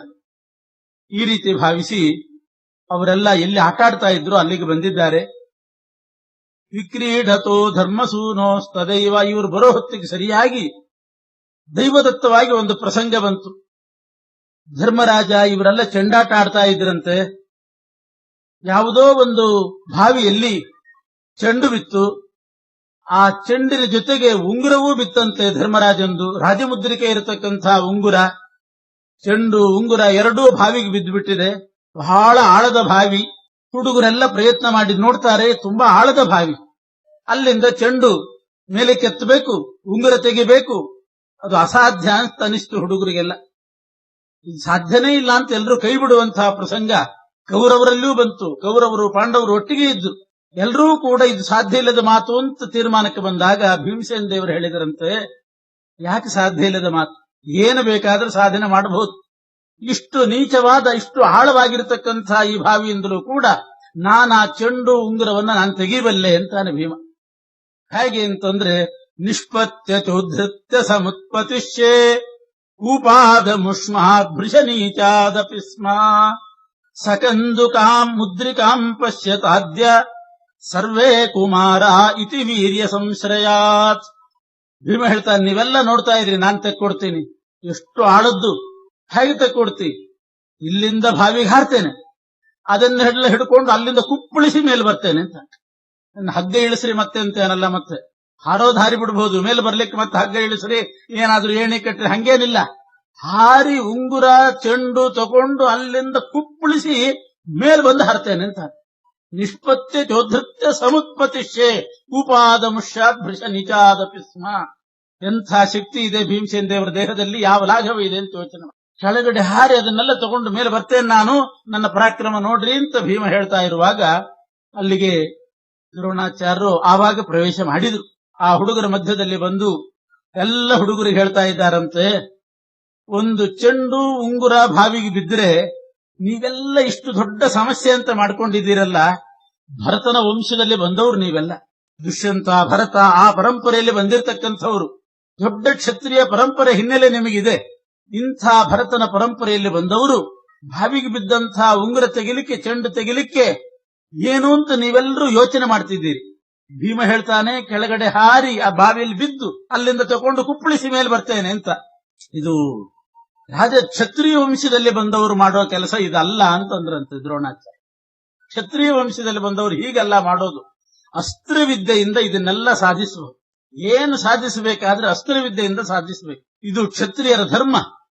ನೀವು ಅಸ್ತ್ರ ಭಾಷ್ಯರಾಗಿದ್ದೀರಿ, ನಿಮಗೆ ಆ ಅಸ್ತ್ರ ಪರಿಜ್ಞಾನ ಇಲ್ಲ. ಆದ್ರಿಂದ ಇಂಥ ಆಪತ್ತಿಗೆ ಒಳಗಾಗಿದ್ದೀರಿ, ಇಂಥ ಸಂಕಟ ಪಡ್ತಾ ಇದ್ದೀರಿ, ನೀವು ಹ್ಯಾಕ್ ತೆಗೆಯೋದು ಅಂತ ಒಂದು ರೀತಿ ಅವಹೇಳನ ಮಾಡಿ ಮಾತಾಡಿ ಬಿಟ್ರಂತೆ. ಭೀಮ ಯಾಕಂದ್ರೆ ಹಾಗಾದ್ರೆ ಭೀಮನೂ ದ್ರೋಣಾಚಾರ್ಯ ಅವಹೇಳನಕ್ಕೆ ಗುರಿ ಆದನೆ. ಅಷ್ಟು ಜ್ಞಾನ ಇದ್ದಿಲ್ವೇ ಭೀಮನಿಗೆ ಅಂತಂದ್ರೆ, ಭೀಮಸೇನ ದೇವರ ಧರ್ಮನೇ ಬೇರೆ. ಅಸ್ತ್ರವಿದ್ಯೆ ಅಂತಂದ್ರೆ ಅದು ಆಯಾ ಅಸ್ತ್ರಾಭಿಮಾನಿ ದೇವತೆಗಳನ್ನ ಬೇಡ್ಕೊಳ್ಳೋದು, ಹಾಗೆ ಯಾಚನೆ ಮಾಡೋದು. ಅಂಥದ್ದೆಲ್ಲ ಭೀಮ ಎಂದೂ ಅವನಿಗೆ ಆ ಅಸ್ತ್ರವಿದ್ಯೆ ಅಂದ್ರೆ ಸರಿ ಹೋಗ್ತಾ ಇದ್ದಿಲ್ಲ. ಈ ರೀತಿ ದೇಹದ ಸಾಮರ್ಥ್ಯ ಇರುವಾಗ ಅಸ್ತ್ರಾಭಿಮಾನಿ ದೇವತೆಗಳನ್ನು ಕೇಳ್ಕೊಂಡು ಆ ಮಂತ್ರ ಉಚ್ಚಾರಣೆ ಮಾಡಿ ಅವರನ್ನು ಕೇಳ್ಕೊಂಡು ಅದರ ಮೂಲಕ ಯಾಕೆ ಮಾಡಬೇಕು? ಇದು ಭೀಮನ ಅಭಿಪ್ರಾಯ. ಉಳಿದ ಕುಮಾರರಿಗೆಲ್ಲ ಇಂಥ ಶಕ್ತಿನೂ ಇಲ್ಲ, ಅಸ್ತ್ರವಿದ್ಯೆನೂ ಇಲ್ಲ, ಅವರೆಲ್ಲ ಅಸಹಾಯಕರಾಗಿದ್ದು. ಅವರನ್ನು ಉದ್ದೇಶಿಸಿಕೊಂಡು ದ್ರೋಣಾಚಾರ್ಯರು ಆ ಕುಮಾರರಿಗೆ ಹೇಳ್ತಾ ಇದ್ದಾರೆ, ಅಸ್ತ್ರವಿದ್ಯೆಯಿಂದ ಇದನ್ನೆಲ್ಲ ನೀವು ಸಂಪಾದನೆ ಮಾಡಬೇಕು ಕ್ಷತ್ರಿಯರಾದವರು. ಇತೀರಿತ ಅಸ್ತ್ರವಿದಂ ಕುಮಾರಾಹ ವಿಜ್ಞಾಯ ವಿಪ್ರಂ ಸುರಪೂಜ್ಯ ಪೌತ್ರಂ. ದ್ರೋಣಾಚಾರ್ಯರು ಈ ರೀತಿ ಮಾತಾಡಿದಾಗ ಆ ಕುಮಾರರಿಗೆಲ್ಲ ಅರ್ಥ ಆಯ್ತು, ಇವರು ಭಾರಿ ಅಸ್ತ್ರಜ್ಞರಿದ್ದ ಕಾಣಿಸ್ತದೆ. ಈ ರೀತಿ ಮಾತಾಡಬೇಕಾದ್ರೆ ವಿಶೇಷವಾದ ಅಸ್ತ್ರಜ್ಞಾನ ಇವರಲ್ಲಿದೆ ಅಂತ ಕಾಣ್ತದೆ. ಹಾಗಾದ್ರೆ ಅವ್ರನ್ನೇ ಕೇಳ್ಕೊಡೋಣ, ತೆಕ್ಕೊಡ್ರಿ ಅಂತ ಎಲ್ಲ ಹುಡುಗರು ಕೇಳಿದ್ರು. ಹಾಗಾದ್ರೆ ನೀವೇ ತೆಕ್ಕೊಡಿ, ನಿಮ್ಮ ಅಸ್ತ್ರವಿದ್ಯೆಯಿಂದ ನೀವೇ ನಮಗೆ ಉಂಗುರ ಚೆಂಡು ತಕ್ಕೊಡಿ ಅಂತ ಕೇಳಿದ್ದಾರೆ. ದ್ರೋಣಾಚಾರ್ಯರು ಹಾಗೆ ಆಗಲಿ ಅಂತ ಹೇಳಿ ಒಂದು ಹುಲ್ಲು ಕಡ್ಡಿ ತೆಗೆದು ಅಭಿಮಂತ್ರಿಸಿ ಬಾವಿಗೆ ಎಸ್ತರು. ಇನ್ನೊಂದು ಹುಲ್ಲು ಕಡ್ಡಿ ತೆಗೆದರು, ಅಭಿಮಂತ್ರಿಸಿದ್ರು, ಅಸ್ತ್ರ ಮಂತ್ರದಿಂದ ಅಭಿಮಂತ್ರಣ ಮಾಡಿದ್ರು, ಅದನ್ನೆಸ್ತರು. ಮತ್ತೊಂದು ತೆಗೆದರು, ಅಸ್ತರು. ಹೀಗೆ ಒಂದಾದ ಮೇಲೆ ಒಂದು ಹುಲ್ಲು ಕಡ್ಡಿಗಳನ್ನ ತೆಗೆದು ಅಭಿಮಂತ್ರಿಸಿ ಬಾವಿಗೆ ಎಸಿತಾ ಇದ್ರು. ಒಂದಕ್ಕೊಂದು ಅಂಟುಕೊಂಡು ಚೆಂಡು ಮೇಲೆ ಬಂತು. ಚೆಂಡನ್ನ ಹಾಕಿ ತೆಗೆದ್ರು ಅವರು. ಇಷ್ಟು ದಿವ್ಯವಾದ ಮಂತ್ರ ಅಸ್ತ್ರಜ್ಞಾನದಿಂದ ಹುಲ್ಲು ಕಡ್ಡಿಯನ್ನು ಒಂದಕ್ಕೊಂದು ಜೋಡಿಸಿ ಆ ಚೆಂಡನ್ನು ತೆಗೆದು. ಮುಖ್ಯವಾದ್ದು ಅದು ರಾಜಮುದ್ರಿಕೆ ಇರತಕ್ಕಂತಹ ಉಂಗುರ ಧರ್ಮರಾಜನ ಕೈಯಲ್ಲಿ ಅದು ಬಿದ್ದು ಹೋಗಿದೆ. ಉಂಗುರ ಬೇಕು ಅಂತ ಕೇಳ್ಕೊಂಡಾಗ ಜಗಾದ ಭುಕ್ತಿರ್ ಮಮ ಕಲ್ಪ್ಯತಾಮಿತಿ, ನಾನು ಉಂಗುರನ್ನು ತೆಕ್ಕೊಡ್ತೇನೆ, ನನಗೇನ್ ಕೊಡ್ತೀರಿ ಹೇಳಿ ಅಂದ್ರೆ, ನನಗೆ ಊಟ ಉಪಚಾರದ ವ್ಯವಸ್ಥೆ ಎಲ್ಲ ನೀವು ಮಾಡಬೇಕು, ಆವಾಗ ನಿಮ್ಮ ಉಂಗುರ ತೆಕ್ಕೊಡ್ತೇನೆ ಅಂತಂದಾಗ ಧರ್ಮರಾಜ ಪ್ರತಿಜ್ಞೆ ಮಾಡಿದ. ಯಥೇಷ್ಟ ವಿತ್ತಾಶನಪಾನಮಸ್ಯ ಧರ್ಮಾತ್ಮಜ ಪ್ರತಿಜಜ್ಞೆ ಸುಶೀಘ್ರಂ ತಥೈವ ತೇನೋಧೃತಮಂಗುಲೀಯಂ ತ್ರಿವರ್ಗ ಮುಖ್ಯಾತ್ಮಜ ವಾಕ್ಯತೋನು. ನಿಮಗೆ ಯಥೇಷ್ಟವಾಗಿ ಸಂಪತ್ತು ಕೊಡ್ತೇನೆ, ಊಟ ಪಾನೀಯ ಎಲ್ಲ ವ್ಯವಸ್ಥೆ ಮಾಡ್ತೇನೆ ಅಂತ ಅಂದ್ಬಿಟ್ಟ ಧರ್ಮರಾಜ. ಇದೆಲ್ಲ ಮಾಡ್ತೇನೆ, ಒಟ್ಟು ಜೀವನೋಪಾಯ, ನಿಮಗೆ ಬದುಕಲಿಕ್ಕೆ ಬೇಕಾದ ಉಪಾಯ ನಾವೇ ಮಾಡಿಬಿಡ್ತೇವೆ ಅಂತ ಧರ್ಮರಾಜ ಮಾತು ಕೊಟ್ಟಾಗ ಆ ಉಂಗುರವನ್ನ ತೆಗೆದುಕೊಡ್ತಾ ಇದ್ದಾರೆ. ತೆಗೆದುಕೊಟ್ಟ ಮೇಲೆ ಉಂಗುರ ಬಂದ ಮೇಲೆ ಶಿಷ್ಯರಿಗೆ, ಇವರಿಗೆಲ್ಲ ಹುಡುಗರಿಗೆಲ್ಲ ಮನಸ್ಸಮಾಧಾನ ಆಯಿತು. ಆ ವಯಸ್ಸಾದಂಥ ವೃದ್ಧರಾದ ಅಜ್ಜನಾಗಿ ಬಂದಂಥ ಅವರನ್ನ ನೀವ್ಯಾರು ಅಂತ ಕೇಳ್ತಾ ಇದ್ದಾರೆ. ಉಂಗುರ ಬಂತು, ಚೆಂಡು ಬಂತು, ನೀವ್ಯಾರು? ಇಷ್ಟು ದಿವ್ಯವಾದ ಅಸ್ತ್ರಜ್ಞಾನ ಇದೆ. ಪಪ್ರಚ್ಚುರೇನಂ ಸಹಿತ ಕುಮಾರ ಕೋಸೀತಿ, ನೀವ್ಯಾರು ಅಂತ ಕುತೂಹಲದಿಂದ ಕೇಳಿದರು. ಆ ದ್ರೋಣಾಚಾರ್ಯ ಹೇಳ್ತಾರೆ, ನಾನ್ಯಾರು ಅನ್ನೋದನ್ನ ನಿಮ್ಮ ತಾತನ ಕೇಳ್ರಿ ಅಂದ್ರಂತ. ನಾನ್ಯಾರು ಅಂತ ನಿಮ್ಮ ತಾತ ಹೇಳ್ತಾರೆ, ಕೇಳ್ರಿ. ಭೀಷ್ಮಾಚಾರ್ಯನ್ ಕೇಳ್ರಿ ಅಂತ ಕಳಿಸ್ತಾರೆ. ಸೋಪ್ಯಾಹ ಪಿತಾಮಹೋವಹ ಭಕ್ತೇತಿತೆ ದುದ್ರುವರಾಶಿ ಭೀಷ್ಮಂ. ಬಹಳ ಕುತೂಹಲ ಆಗಿತ್ತು. ಅವರೆಲ್ಲ ಭೀಷ್ಮಾಚಾರ್ಯ ಹತ್ರ ಓಡಿ ಬಂದ್ರು. ಬಂದು ಕೇಳ್ತಾ ಇದ್ದಾರೆ, ಯಾರಿದು ಅಂತಂದಾಗ ಭೀಷ್ಮಾಚಾರ್ಯ ಹೇಳಿದ್ರು, ಹೇಗಿದ್ರು? ಶ್ರುತ್ವಾ ವೃದ್ಧಂ, ವಯಸ್ಸಾಗಿತ್ತು, ಮುದುಕರಾಗಿದ್ರು ಅಂದ್ರು ಹುಡುಗರು. ಕೃಷ್ಣವರ್ಣಂ, ಕಪ್ಪಾಗಿದ್ರು, ಬ್ರಾಹ್ಮಣರು, ಒಳ್ಳೆ ಅಸ್ತ್ರಜ್ಞಾನ ಅವರಲ್ಲಿ. ಈ ರೀತಿ ಉಂಗುರ ಚೆಂಡನ್ನ ಲೀಲಾಜಾಲವಾಗಿ ತಕ್ಕೊಟ್ರು. ಅವ್ರು ಯಾರು ಅಂತ ಕೇಳಿದಾಗ ಭೀಷ್ಮಾಚಾರ್ಯ ಹೇಳ್ತಾರೆ, ಪ್ರಾಯಶಃ ದ್ರೋಣಾಚಾರ್ಯ ಇರಬೇಕು ಅಂತ ತೀರ್ಮಾನ. ಅವರು ದ್ರೋಣಾಚಾರ್ಯ ಇರಬೇಕು. ಯಾಕೆಂದ್ರೆ ದ್ರೋಣರು ಭೀಷ್ಮರು ಸಮವಯಸ್ಕರು. ಆದ್ರೆ ಒಟ್ಟಿಗೆ ಆಗಾಗ್ಗೆ ಅವರೆಲ್ಲ ಸೇರ್ತಾ ಇದ್ರಂತೆ. ಶಸ್ತ್ರ ವಿಚಾರ, ಶಾಸ್ತ್ರ ವಿಚಾರ ಅದೆಲ್ಲ ಮಾತಾಡ್ತಿದ್ರಂತೆ. ಸುಮಾರು 12 ವರ್ಷದಿಂದ ಭೀಷ್ಮಾಚಾರ್ಯಗೆ ದ್ರೋಣಾಚಾರ್ಯ ಭೇಟಿಯಾಗಿದ್ದರು. ಅವರು ಎಲ್ಲಿ ಹೋಗಿದ್ದಾರೆ ದ್ರೋಣಾಚಾರ್ಯರು ಹೀಗೆ ವಿಚಾರ ತಿಳಿದಿತ್ತು. ಪರಶುರಾಮ ದೇವರ ಹತ್ರ ಅಧ್ಯಯನ ಮಾಡ್ಲಿಕ್ಕೆ ಹೋಗಿದ್ದಾರೆ ಅನ್ನೋ ಸುದ್ದಿನೂ ಕೂಡ ಗೊತ್ತಿತ್ತು. ಅಂದ್ಮೇಲೆ ಬಂದಿದ್ದಾರೆ. 12 ವರ್ಷ ಮುಗಿದಿದೆ. ಅವರೇ ದ್ರೋಣಾಚಾರ್ಯ ಬಂದಿರಬೇಕು. ವೃದ್ಧರಾಗಿದ್ದಾರೆ, ಕೃಷ್ಣವರ್ಣರಾಗಿದ್ದಾರೆ, ಇಷ್ಟು ಅಸ್ತ್ರಜ್ಞಾನ ಇದೆ ಅಂತ ಹೇಳ್ತಾ ಇದ್ದಾರೆ ಹುಡುಗರು. ಇವರು ದ್ರೋಣರೇ ಇರಬೇಕು. ಹುಡುಗರಿಗೆ ಯಾರಿಗೂ ಅವರ ಪರಿಚಯ ಇದ್ದಿಲ್ಲ. ಇತ್ತೀಚೆಗೆ 12 ವರ್ಷದಿಂದ ಬಂದಿದ್ದಿಲ್ಲ. ಸಾಧಾರಣ ಬರ್ತಿದ್ದಲ್ಲಂತೆ, ಭೀಷ್ಮರೇ ಹೋಗ್ಬೇಕು. ಭೀಷ್ಮೋ ವಿದ್ಯಾಸ್ತೇನ ಸಹೈವ ಚಿಂತಯನ್, ಭೀಷ್ಮಾಚಾರ್ಯ ಅವರ ಜೊತೆಗೆ ಹೋಗಿ ಅದು ಇದು ಚಿಂತನೆ ವಿಚಾರ ಮಾಡ್ತಿದ್ರಂತೆ. ಇವರು ದ್ರೋಣರು ಅಂತ ತೀರ್ಮಾನ ಮಾಡಿ ಹೇಳಿ ಆ ಹುಡುಗರನ್ನೆಲ್ಲ ಕರ್ಕೊಂಡು ಎಲ್ಲ ಪಾಂಡವರನ್ನ ಕೌರವರನ್ನ ಜೊತೆ ಸೇರಿಸಿ ಅವರನ್ನೆಲ್ಲ ಕರ್ಕೊಂಡು ಭೀಷ್ಮಾಚಾರ್ಯರು ದ್ರೋಣರ ಹತ್ರ ಅಧ್ಯಯನಕ್ಕೆ ಬಿಡೋಣ ಅಂತ ಬಂದ್ರಂತೆ. ಇಂಥ ಅಸ್ತ್ರಜ್ಞಾನಿಗಳು ದ್ರೋಣಾಚಾರ್ಯರಿಂದ ಇವರಿಗೆ ವಿಶೇಷ ಅಭ್ಯಾಸ ಮಾಡಿಸಬೇಕು ಅಂತ. ದದೌ ಕುಮಾರಾಂಸ್ತತ್ರ ಗತ್ವಾ ಸ್ವಯಂಚ, ತಾವೇ ಹೋಗಿ ಎಲ್ಲ ಹುಡುಗರನ್ನ ದ್ರೋಣಾಚಾರ್ಯಗೆ ಒಪ್ಪಿಸ್ತಾ ಇದ್ದಾರೆ. ನೀವು ಇವರಿಗೆಲ್ಲ ಅಸ್ತ್ರ ವಿದ್ಯಾಭ್ಯಾಸ ಮಾಡಿಸಬೇಕು ಅಂತ. ಆಯ್ತು, ಭೀಷ್ಮಾಚಾರ್ಯ ಬಿಟ್ಟು ಬಂದ್ರು. ದ್ರೋಣಾಚಾರ್ಯರು ಆ ಹುಡುಗರನ್ನೆಲ್ಲ ಸೇರಿಸಿ ಒಂದು ಪ್ರಶ್ನೆ ಕೇಳಿದ್ರಂತೆ. ನಾನು ನಿಮ್ಗೆಲ್ಲ ವಿದ್ಯಾಭ್ಯಾಸ ಮಾಡಿಸ್ತೇನೆ, ಎಲ್ಲರ ಪೈಕಿ ಒಬ್ಬನನ್ನ ವಿಶೇಷ ತರಬೇತಿಗೊಳಿಸಿ ಒಳ್ಳೆ ಅಸ್ತ್ರಜ್ಞಾನಿಯನ್ನಾಗಿ ಮಾಡ್ತೇನೆ, ಮಹಾಧಾನುಷ್ಕನನ್ನಾಗಿ ಮಾಡ್ತೇನೆ. ಆದರೆ ನಂದೊಂದು ಕೆಲಸ ಇದೆ, ಅದನ್ನ ಮಾಡಿಕೊಡ್ತೀನಿ ಅಂತ ಯಾರು ಪ್ರತಿಜ್ಞೆ ಮಾಡ್ತಾರೋ, ನನ್ನ ಅಭಿಲಾಷೆಯನ್ನ ಪೂರೈಸ್ತೇನೆ ಅಂತ ಯಾರು ಪ್ರತಿಜ್ಞೆ ಮಾಡ್ತೀರಿ, ಅವರನ್ನ ವಿಶೇಷವಾಗಿ ತಮ್ ಧನ್ವಿನಾಂ ಪ್ರವರಂ ಸಾಧಯಿಶ್ವೇ, ಧನ್ವಿಗಳಲ್ಲಿ ಶ್ರೇಷ್ಠನನ್ನ ಅಗ್ರಗಣ್ಯನನ್ನಾಗಿ ಮಾಡ್ತೇನೆ ಒಬ್ಬನನ್ನ. ಯಾರಾದ್ರೂ ಪ್ರತಿಜ್ಞೆ ಮಾಡೋರಿದ್ದೀರಾ ಅಂತಂದಾಗ ಇತ್ಯರ್ಜುನಸ್ತಃ ಮಕರೋತ್ ಪ್ರತಿಜ್ಞಾಂ, ಅರ್ಜುನ ಪ್ರತಿಜ್ಞೆ ಮಾಡಿಬಿಟ್ನಂತೆ, ನಿಮ್ದು ಏನ್ ಕೆಲಸ ಇದೆ ನಾ ಮಾಡಿಕೊಡ್ತೀನಿ, ನಿಮ್ಮ ಅಭಿಲಾಷೆಯನ್ನ ನಾನ್ ಪೂರೈಸ್ತೀನಿ ಅಂತ ಅರ್ಜುನ ಪ್ರತಿಜ್ಞೆ ಮಾಡಿದ. ದ್ರೋಣಾಚಾರ್ಯರು ವಿಶೇಷವಾಗಿ ಅರ್ಜುನನ ಮೇಲೆ ಸ್ನೇಹ ಮಾಡಿ ಎಲ್ರಿಗೂ ಹೇಳ್ಕೊಡೋದಕ್ಕಿಂತ ವಿಶೇಷವಾಗಿ ಅರ್ಜುನನಿಗೆ ಹೇಳ್ಕೊಟ್ರು. ರಹಸ್ಯ ವಿದ್ಯೆಗಳನ್ನೆಲ್ಲ ಹೇಳ್ಕೊಟ್ಟಿದ್ದಾರೆ. ವಿಶೇಷ ಪಕ್ಷಪಾತ ಅರ್ಜುನನ ಮೇಲೆ ಬಹಳ ಪ್ರೀತಿ ತೋರಿಸ್ತಾ ಇದ್ರಂತೆ. ಅರ್ಜುನ ಯಾಕಷ್ಟು ಕುತೂಹಲದಿಂದ ಪ್ರತಿಜ್ಞೆ ಮಾಡಿದ? 3 ವರ್ಷ ಮಧುರಾಪಟ್ಟಣದಲ್ಲಿದ್ದು ಕೃಷ್ಣನ ಹತ್ರ ಅಧ್ಯಯನ ಮಾಡಿದವನು. ಅಕ್ರೂರ ಬಂದಾಗ ಬುದ್ಧಿವಾದ ಹೇಳಲಿಕ್ಕೆ, ಧೃತರಾಷ್ಟ್ರನಿಗೆ ಬುದ್ಧಿವಾದ ಹೇಳಲಿಕ್ಕೆ ಅಕ್ರೂರ ಬಂದಾಗ ಅವನ ಜೊತೆಗೆ ಮಧುರಾಪಟ್ಟಣಕ್ಕೆ ಹೋಗಿ ಭೀಮ, ಅರ್ಜುನ, ಸಹದೇವ 3 ವರ್ಷ ಮಧುರೆಯಲ್ಲೇ ಇದ್ರು. ಆವಾಗ ಅರ್ಜುನ ಕೃಷ್ಣನ ಹತ್ರ ಅಸ್ತ್ರವಿದ್ಯೆಯನ್ನು ಅಭ್ಯಾಸ ಮಾಡಿದ್ದ ಅಂತ. ಕೃಷ್ಣನ ಹತ್ರನೇ ಬೇಕಾದಷ್ಟು ಅಸ್ತ್ರವಿದ್ಯೆ ಕಲ್ತಿದ್ನಲ್ಲ, ಕಲ್ತಿದ್ದ. ಯಾವುದನ್ನ ಅಂತ ಆಚಾರ್ಯ ಹೇಳ್ತಾನೆ, ಉನ್ಮಾದನಾದೀನ ಸವೇದ ಕೃಷ್ಣಾತ್ ಅಸ್ತ್ರಾಣ್ಯನಾಪತ್ಸು ನತಾನಿ ಮುಂಚೇತ್ ಇತ್ಯಾಜ್ಞಯ ಕೇಶವಸ್ಯ ಪರಾಣಿ ಪ್ರಯೋಗ ಯೋಗ್ಯಾನಿ ಸದೇಚ್ಛತಿ ಸ್ಮ. ಕೃಷ್ಣ ಅರ್ಜುನನಿಗೆ ಉನ್ಮಾದನ ಮೊದಲಾಗಿರತಕ್ಕಂತಹ ಕೆಲವು ವಿಶೇಷ ಅಸ್ತ್ರಗಳನ್ನು ಹೇಳ್ಕೊಟ್ಟಿದ್ನಂತೆ. ಉನ್ಮಾದನ ಅಂದ್ರೆ ಇನ್ನೊಬ್ಬರಿಗೆ ಉನ್ಮಾದ ಬರೆಸೋದು, ಒಂದು ರೀತಿ ಹುಚ್ಚು ಬರೋ ಹಾಗೆ ಮಾಡೋದು, ಇಂಥದ್ದೆಲ್ಲ ಕೆಲವು ಅಸ್ತ್ರಗಳು. ಅದು ಆಪತ್ಕಾಲದಲ್ಲಿ ಅರ್ಜುನನಿಗಿರ್ಲಿ ತನ್ನ ಆತ್ಮರಕ್ಷಣೆಗೆ ಅಂತ ಕೃಷ್ಣ ಅರ್ಜುನನಿಗೆ ಇಂಥ ಅಸ್ತ್ರಗಳನ್ನೆಲ್ಲ ಹೇಳ್ಕೊಟ್ಟಿದ್ನಂತೆ. ಹೇಳ್ಕೊಟ್ರು ಮತ್ತೆ ಹೇಳಿದ್ನಂತೆ, ನಾನು ಹೇಳಿಕೊಟ್ಟ ಈ ಉನ್ಮಾದನ ಮೊದಲಾದ ಅಸ್ತ್ರಗಳನ್ನ ಆಪತ್ತು ಬಂದಾಗ ಮಾತ್ರ ಪ್ರಯೋಗ ಮಾಡಬೇಕು. ಸುಮ್ಮನೆ ಮಾಮೂಲಿ ಯುದ್ಧದಲ್ಲಿ ಇದನ್ನೆಲ್ಲ ಪ್ರಯೋಗ ಮಾಡಬೇಡ, ಆಪತ್ತು ಬಂದಾಗ ಮಾತ್ರ ಮಾಡಬೇಕು. ಆಪತ್ತಿಲ್ಲದೆ ಇದ್ರೆ ನತಾನಿ ಮುಂಚೆ ಇಂಥ ಅಸ್ತ್ರ ಪ್ರಯೋಗ ಮಾಡಬಾರದು ಅಂತಲೂ ಕೂಡ ಹೇಳಿದ್ನಂತೆ. ಆದ್ರಿಂದ ಅರ್ಜುನ ಆ ಅಸ್ತ್ರಗಳನ್ನ ಆಪತ್ತಿಗೆ ಅಂತ ಆಪದ್ಧನ ಅಂತ ಇಟ್ಕೊಂಡಿದ್ದ. ಬೇರೆ ಏನಾದ್ರೂ ಯುದ್ಧ ಆದ್ರೆ ಬೇಕು, ಆಪತ್ತು ಅಂಥ ಆಪತ್ತು ಬರದೇ ಇದ್ದಾಗಲೂ ಬಿಡ್ಲಿಕ್ಕೆ ಬೇರೆ ಅಸ್ತ್ರಗಳು ಬೇಕಾಗಿತ್ತು. ಪ್ರಯೋಗ ಯೋಗ್ಯಾನಿ ಸದೇಚ್ಛತಿ ಸ್ಮ. ಬೇರೆ ಅಸ್ತ್ರವಿದ್ಯೆ ಬೇಕು ಅಂತ ಅದನ್ನ ಇಚ್ಛೆ ಪಟ್ಟಿದ್ದ. 3 ವರ್ಷದಲ್ಲಿ ಕಲಿತದ್ದು ಇಂಥದ್ದೇ, ಆಪತ್ಕಾಲಕ್ಕೆ ಉಪಯೋಗ ಬೀಳುವಂತಹದ್ದು. ಅದನ್ನ ಇಚ್ಛೆ ಪಡ್ತಿದ್ದ. ಅದನ್ನ ಕಲಿಬೇಕು ಅಂತ ಹೇಳಿ ಅರ್ಜುನ ವಿಶೇಷವಾಗಿ ಪ್ರತಿಜ್ಞೆ ಮಾಡಿಬಿಟ್ಟ, ನಾನ್ ನಿಮ್ ಕೆಲಸ ಮಾಡಿಕೊಡ್ತೀನಿ, ನನ್ನನ್ನ ಧನ್ವಿ ಶ್ರೇಷ್ಠನನ್ನಾಗಿ ಮಾಡ್ರಿ ಅಂತ. ಭೀಮಸೇನ ದೇವರು ಮಹಾ ಉತ್ಸಾಹಶಾಲಿಗಳು, ಇದರಲ್ಲೆಲ್ಲ ಭೀಮ ಮುಂದೆ ಬರಬೇಕು. ಇಂಥದ್ದು ಭೀಮ ಯಾಕೆ ಮಾಡ್ಲಿಲ್ಲ? ಆಚಾರ್ಯ ಹೇಳ್ತಾರೆ, ಭೀಷ್ಮಾದಿಭಿರ್ಭವಿತಾ ಸಂಗರೋ ನಃ ತದಾ ನಾಹಂ ಗುರುಭಿರ್ನಿತ್ಯ ಯೋದ್ಧ. ಮುಂದೆ ಮಹಾಭಾರತ ಯುದ್ಧ ಆಗ್ತದೆ ಅನ್ನೋ ಜ್ಞಾನ ಇತ್ತು ಭೀಮಸೇನ ದೇವರು ಅಂತ ಲೆಕ್ಕ. ಕುರುವೃದ್ಧ ಪಿತಾಮಹ, ಇವರಿಗೆಲ್ಲ ಪಿತಾಮಹ ಕುರುವೃದ್ಧರು. ಅಂಥ ಭೀಷ್ಮರ ಜೊತೆಗೆ ಹಗಲೆಲ್ಲ ತಾನು ಯುದ್ಧ ಮಾಡಿದರೆ ಅಷ್ಟು ಪುಣ್ಯ ಲಾಭ ಆಗೋದು. ಭೀಮಸೇನ ದೇವರಿಗೆ ಇಷ್ಟು ಧರ್ಮದ ಬಗ್ಗೆ ಚಿಂತನೆ. ಮುಂದೆ ಮಹಾಭಾರತ ಯುದ್ಧದಲ್ಲಿ ಭೀಷ್ಮಾದಿಗಳು ಸೇರಿದಾಗ ಅವ್ರ ಜೊತೆಗೆ ನಾನೇ ಜಾಸ್ತಿ ಯುದ್ಧ ಮಾಡಬೇಕಾಗ್ತದೆ. ಆವಾಗ ಧರ್ಮಕ್ಕೆ ಸ್ವಲ್ಪ ಧರ್ಮ ಕುಂಠಿತ ಆಗ್ತದೆ.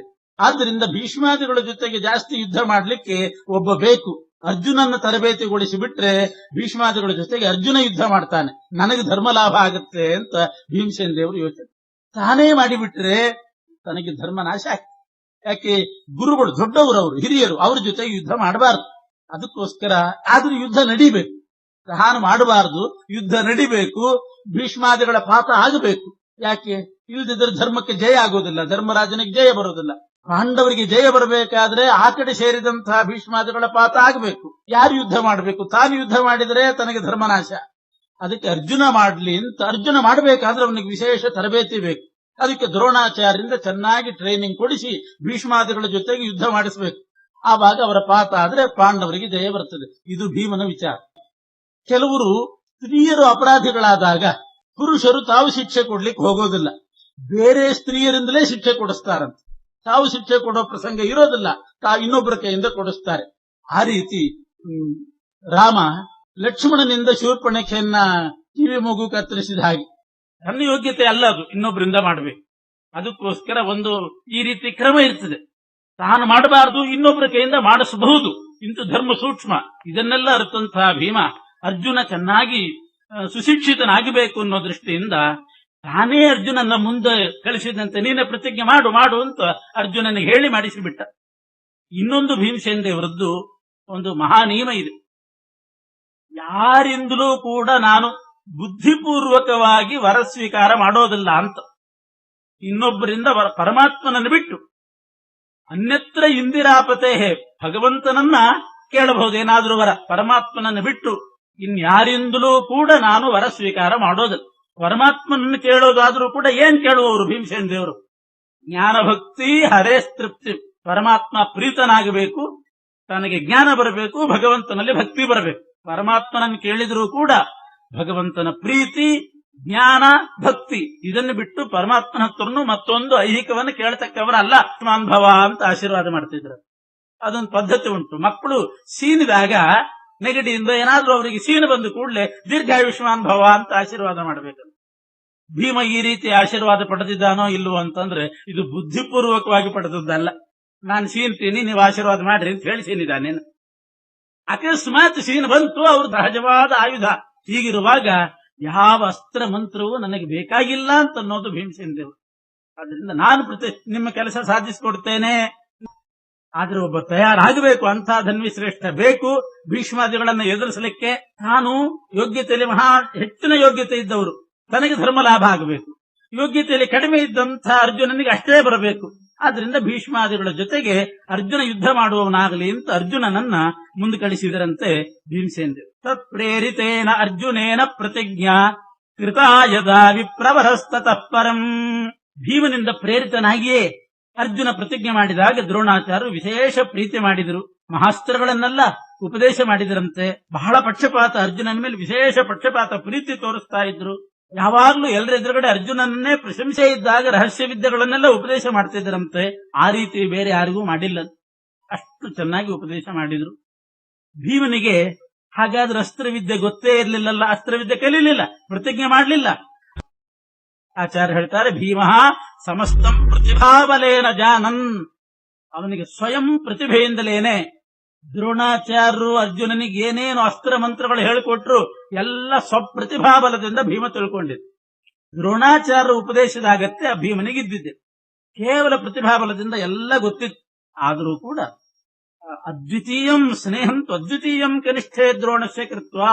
ದ್ರೋಣಾಚಾರ್ಯರಿಗೆ ತನ್ನ ತಮ್ಮನಲ್ಲಿ ಅರ್ಜುನನಲ್ಲಿ ವಿಶೇಷ ಪ್ರೀತಿ ಬರಬೇಕು ಅಂತ ಅವನನ್ನ ಮುಂದೆ ಕಳಿಸಿ ಸಕಲಾಸ್ತ್ರ ವೇದನಂ ಕರ್ತುಂ ಪಾರ್ಥಂ ಅರ್ಜುನ ವಚ್ಚಕಾರ.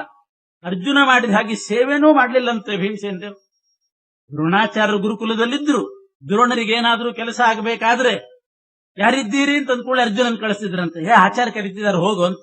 ಆಚಾರ್ಯ ಕರೀತಿದ್ದಾರೆ ಹೋಗು, ಎಲ್ಲ ಕೆಲಸದಲ್ಲಿ ಅರ್ಜುನ ಮುಂದಾಗ್ತಿದ್ದಂತೆ. ಭೀಮ ದಯಮಾಶಾಸೆ ನಾಶಾಸೆ ರಾಮಪೂಜನಂ ಅಂದ್ರಂತೆ. ಹಾಗೆ ವೇದಸ್ಥಿರ ಅನುಜೋದಯ ಮಾಶಾಸೆ ನಾಶಾಸೆ ರಾಮಪೂಜನಂ. ನನಗೆ ರಾಮದೇವರ ಪೂಜೆಗಿಂತ ನನ್ನ ತಮ್ಮಂದ್ರು ಮುಂದೆ ಬರಬೇಕು, ಯಾದವಾರಿಯರು ವಿಶೇಷ ಮುಂದೆ ಬರಬೇಕು ಅಂತ ಆ ರೀತಿ ಅಭಿಪ್ರಾಯ ಇತ್ತು. ಬೇಕು ಅಂತ ಎಲ್ಲೋ ಬಿಟ್ಟು ಬಿಡ್ತಿದ್ದಂತೆ.